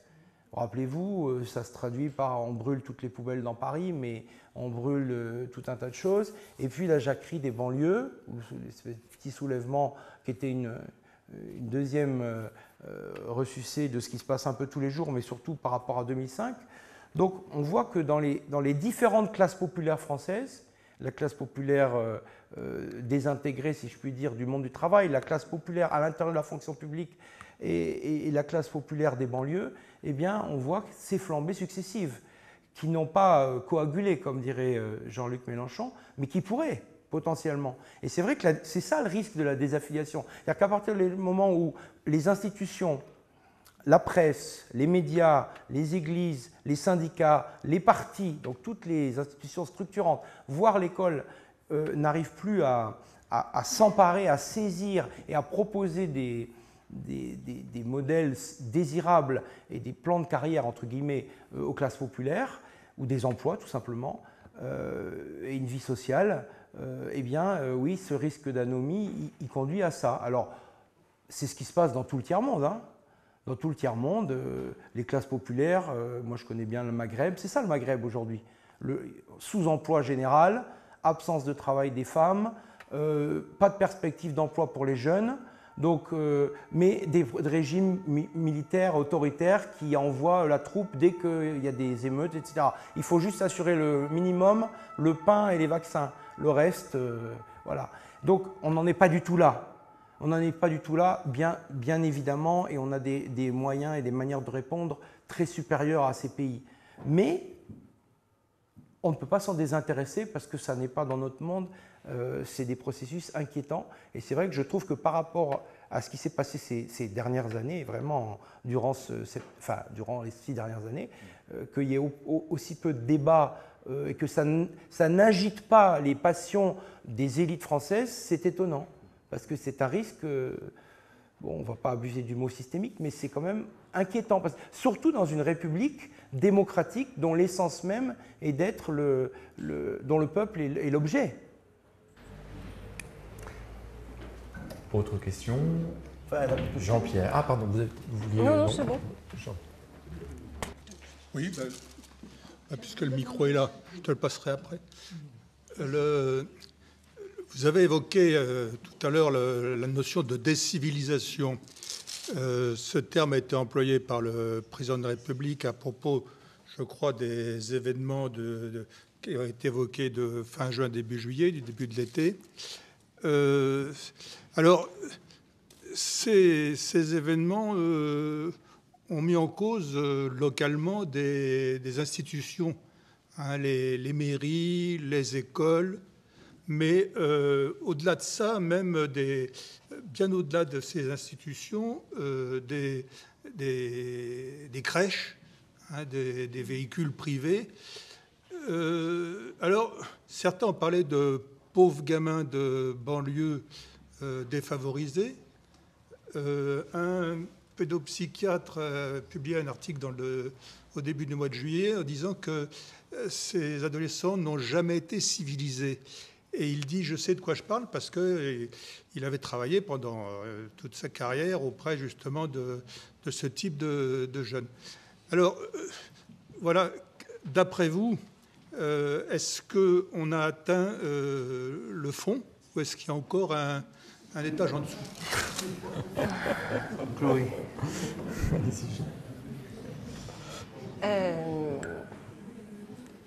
Non, je pense qu'on peut creuser encore, mais ce qui est intéressant, c'est que les jeunes qu'on a vus dans les rues, dans les émeutes, etc., il y a une thèse qui est quand même que c'est ceux qui ont décroché au moment du Covid aussi.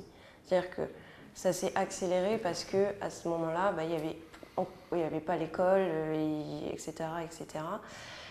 Et donc après, il y a eu la déscolarisation derrière. Et donc c'était... Mais le processus, on le connaît bien, c'est-à-dire que ce que l'on paye aussi ici, et l'explication n'est pas l'excuse, hein, c'est un processus de désocialisation qui part quasiment de la petite enfance aujourd'hui.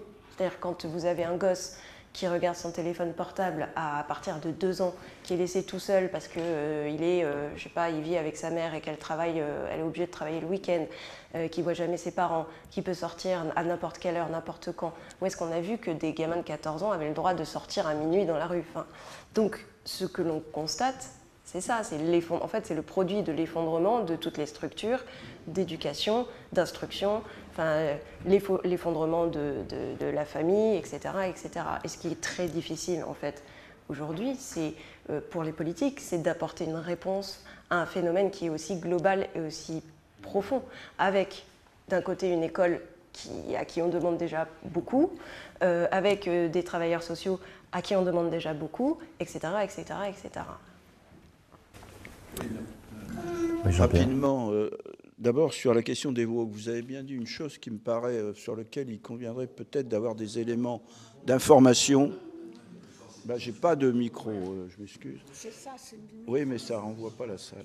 Donc, je voulais vous poser c'est le rapport entre la réalité, l'impact des woke sur l'ensemble de la société française par rapport à un milieu qui tourne en rond, mais avec des questions de liberté intellectuelle qui sont fondamentales, mais qui, à les écouter tous les jours à la radio, donne l'impression que la France entière est soumise au woke, par exemple. Et là, je pense qu'il y a un problème d'appréciation de l'effet réel de ces... Parce que c'est quand même des petites idéologies décomposées, qui ne reforment pas les anciennes idéologies antérieures, pour voir exactement l'impact que ça a sur la société réelle. Et je pense qu'il y a un élément de déformation du réel par l'impact qu'ils prennent dans certains médias. Ça, c'est une remarque. Alors, la question que je voulais vous poser plus précisément, c'est la question du populisme.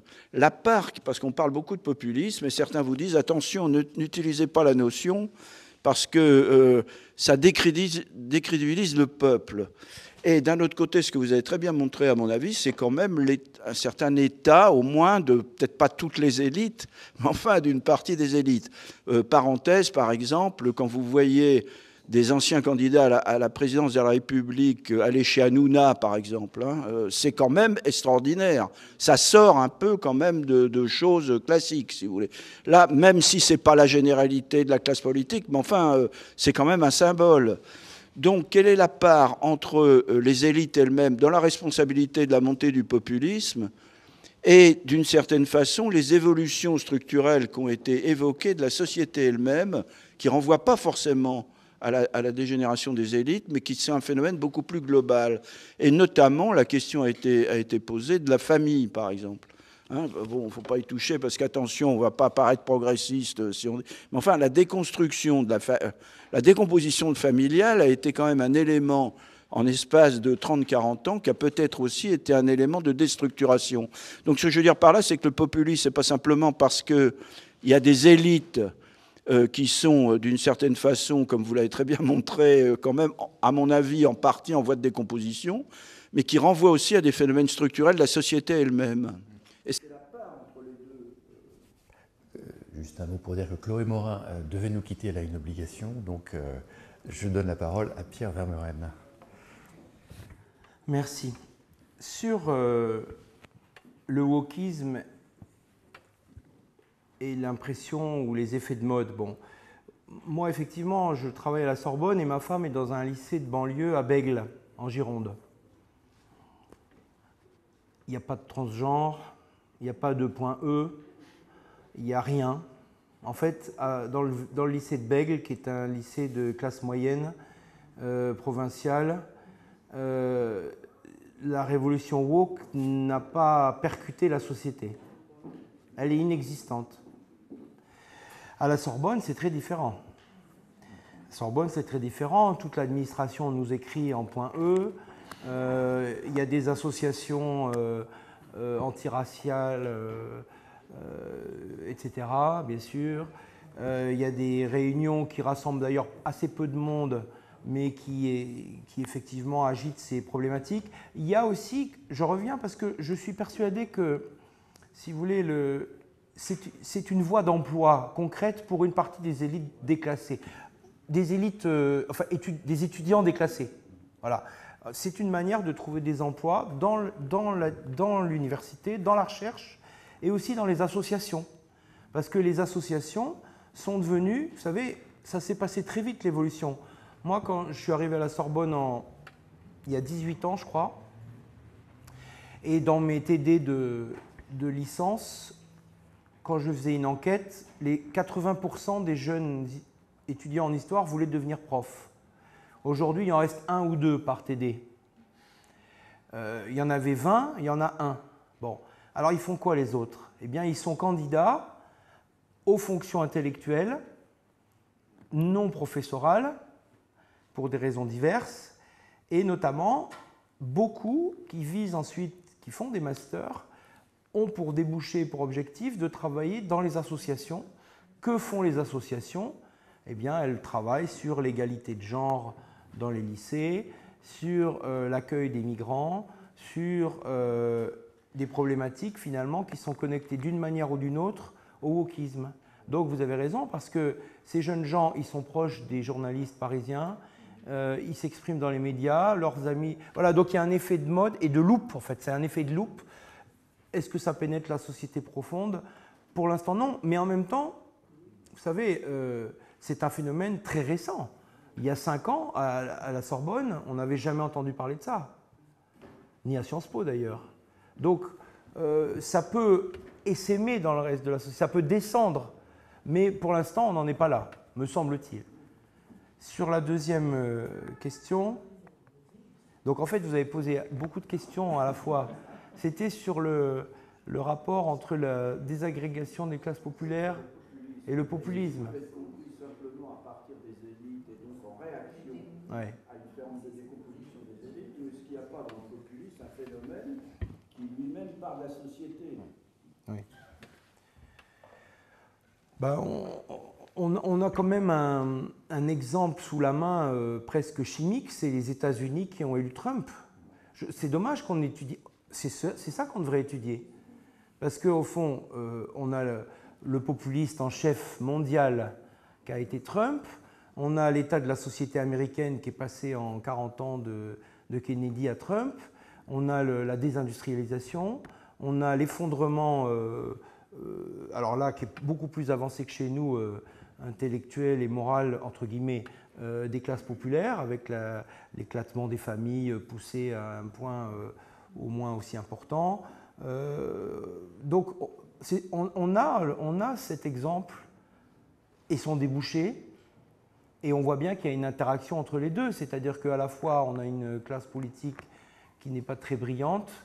C'est très étonnant que les démocrates n'arrivent pas à mettre en avant, malgré des années de recherche, un homme politique plus reluisant, plus jeune, plus brillant, plus séduisant que ce très vieux monsieur qui est malade et qui n'y peut rien d'ailleurs, le pauvre, et qui va après. Et en face, c'est la même chose. Donc, on a une classe politique qui, en tout cas, à son niveau supérieur, parce que après le niveau des gouverneurs, c'est peut-être très différent, mais finalement, l'émanation, la crème de la crème, ça donne lieu à une compétition entre ces ces deux personnalités qui ne sont pas très brillantes, qui elles-mêmes ne sont pas toujours entourées des meilleurs. Donc ça révèle quand même une crise des élites, notamment dans la désignation et le choix des leaders. Et puis en même temps, ça fait écho dans la population, dans un pays qui est quand même... Alors, il faut mesurer les mots que l'on emploie, mais il y a peut-être pire que le populisme, c'est le risque de guerre civile. Parce que les États-Unis sont quand même une société qui est dans des dispositions mentales, politiques, qui évoquent beaucoup pour ceux qui la connaissent, ce qui n'est pas mon cas puisque je n'y vis pas et j'y vais très peu, mais enfin je lis un peu ce qu'on dit. C'est une société qui n'avait jamais connu de telles dissensions et de tels clivages depuis la guerre de sécession. Et ils ont déjà expérimenté, comme nous en France, la guerre civile. Et donc, derrière le populisme, je dirais la guerre civile. Donc, c'est des choses à prendre très, très, très au sérieux. Et ce n'est pas en faisant de la communication politique qu'on va échapper à la mâchoire qui s'annonce. Alors, certains diront tout ça, c'est pas très grave et c'est des fantasmes, mais sauf que Trump a vraiment été élu, qu'il va peut-être vraiment être réélu, ça, l'histoire le dira. Mais on ne peut pas évacuer l'hypothèse parce que ça ne nous plaît pas ou parce que c'est pas bien. Les choses pas bien peuvent arriver. Et derrière, il s'annonce effectivement une rude bataille à la fois culturelle qui peut se transformer en bataille politique. Donc les sociétés, c'est très fragile, c'est très inflammable. Et c'est pas avec la communication politique la meilleure du monde n'y changera rien en l'occurrence. S'il n'y a pas d'autres questions, nous allons peut-être en rester là. Ça fait 2 heures. Une dernière question, Robert. Oui, Robert Cotte. Oui, non, juste une question sous forme de remarque. Tout à l'heure, on a trouvé nos intervenants excessivement pessimistes. Je dois dire, je les trouve excessivement optimistes. Je les trouve excessivement optimistes à la fois dans le domaine de la démographie, dans le domaine de l'économie, dans le domaine de la dette et surtout dans le domaine de l'éducation et dans le domaine du woke. Quel est le mouvement qui a transformé l'éducation nationale en ce que Bentolila nomme la fabrique du crétin? C'est le mouvement pédago. Le woke va entrer par le mouvement pédago, car il est déjà installé dans ce qu'on appelait dans le temps les UIFM, qui sont devenus les espèces, c'est-à-dire les instituts de formation des maîtres. Or, il va se combiner 2 choses que vous avez mentionnées, Pierre, c'est que des gens qui sentent qu'ils ne sont rien et qui tout d'un coup peuvent jouer un rôle. Et ce sont non seulement les institutrices, mais ce sont les personnels des écoles maternelles qui vont expliquer à leurs garçons et à leurs filles qu'ils peuvent changer de sexe à l'âge de 5 ans, à l'âge de 10 ans. J'ai des petits-neveux qui sont dans certaines écoles où on leur pose déjà la question et on leur dit à la maison, dites donc, si vous voulez être habillé en fille, vos parents sont obligés de vous habiller en fille. Et comme le mouvement pédago a fichu en l'air l'éducation nationale dans son ensemble, car il a quand même réussi à le ficher en l'air, le mouvement woke va entrer par le même canal parce qu'il y a des gens qui, comme disait l'autre, ne sont rien, qui tout d'un coup peuvent jouer un rôle.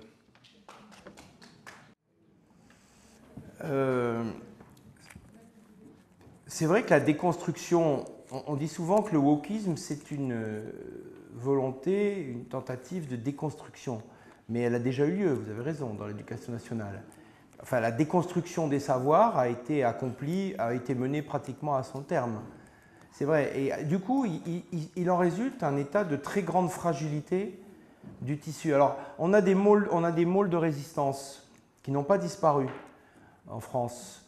On a alors des môles qui, effectivement, sont loin des IUFM et des SP, en l'occurrence, et des écoles maternelles. Vous avez encore des choses, vous avez l'agrégation, ça marche l'agrégation, elle est moins séduisante. Bon. Mise en question. Bien sûr, vous avez encore les classes préparatoires, vous avez encore le doctorat à la française, vous avez comme ça des petites choses qui surnagent, qui sont toutes ciblées, hein, qui sont toutes dans le... Ça gêne. Leur subsistance et leur mode de recrutement, de sélection et de diplomation dérangent. Les ENS ont déjà été, en tout cas l'ENS Ulm a déjà été très touché par la déconstruction, puisqu'aujourd'hui l'ENS Ulm, bien malheureusement, heureusement j'ai encore quelques derniers des Mohicans qui font des thèses brillantissimes, mais beaucoup de ces jeunes gens sont déjà partis depuis longtemps à HEC ou à l'ENA ou dans les cabinets de conseil et donc sont perdus pour la science. Et malheureusement, de plus en plus, la majorité sont perdus ou vont travailler dans les universités anglo-saxonnes où ils font des thèses woke beaucoup plus intéressantes que ce qu'on leur propose. Donc, il y a des môles de résistance. Il n'est pas encore trop tard, parce que vous avez vu que dans le débat qui anime la classe politique, mais est-ce que c'est un débat authentique avec des objectifs? En tout cas, il faut très très vite, effectivement, reprendre en main la formation des maîtres. Alors, ça va s'opérer d'une manière...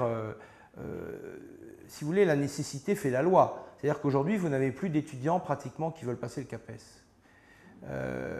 Donc, d'où les recrutements proposés par Pape il y a un an en 3 minutes, job dating, ou les tentatives désespérées, enfin, les recrutements massifs de tous ceux qui se présentent et qui n'ont aucune formation, d'ailleurs, ni à la pédagogie, ni aux matières fondamentales, très souvent. Bon. Et donc là, il va falloir faire quelque chose. On ne peut pas en rester là. Parce que déjà aujourd'hui, dans les académies à problème, vous n'avez plus le personnel, voilà, il n'y a plus d'enseignants, il manque 1000 ou 2000 instituteurs en Seine-Saint-Denis, dans les académies de Créteil, de Versailles, de La Réunion, etc. En gros, toutes les académies à problème sont déficitaires. Ça va s'accélérer puisque les recrutements diminuent, les départs en retraite augmentent et les démissions explosent. Donc, il va falloir le décider. Et en fonction des décisions qui seront prises, notamment la revalorisation très sérieuse de ces carrières, à la fois intellectuelles et financières, si on arrive à faire ça, et c'est là qu'on bute sur la dette, parce qu'il faudrait investir de l'argent qui, malheureusement, va être donné aux banquiers, et on n'y peut rien. Donc, il va falloir trouver les budgets ailleurs, mais en fonction des réponses qui seront apportées à cette crise qui est déjà commencée, qui est imminente, et qui seule sera à même, en fait, il faudrait reforger une classe d'instituteurs. C'est du volontarisme politique pur. Rien n'obligera personne à le faire, puisqu'au fond, on arrive toujours à bricoler. Mais effectivement, il va falloir prendre le taureau par les cornes, le vouloir et poursuivre cet effort pendant plusieurs années, voire 10 ou 20 ans, une génération en réalité. Et là, c'est résistible, mais on peut aussi suivre la pente, démanteler les ENS, démanteler la thèse, démanteler les classes préparatoires, laisser tout le monde s'inscrire comme à Sciences Po sans concours dans les formations d'enseignement supérieur, supprimer le bac dont on dit qu'il ne sert à rien et c'est presque vrai. On peut continuer. C'est des choix, c'est ça le choix qui s'offre à nous, à la société française demain. Et les politiques, je pense qu'ils en sont conscients. Est-ce qu'ils ont intérêt à bouger une oreille sur des sujets aussi sensibles? C'est pas sûr. C'est pas sûr. Merci. Je remercie aussi Chloé Morin, qui a dû partir parce qu'elle avait une obligation. Merci Pierre Vermeuren.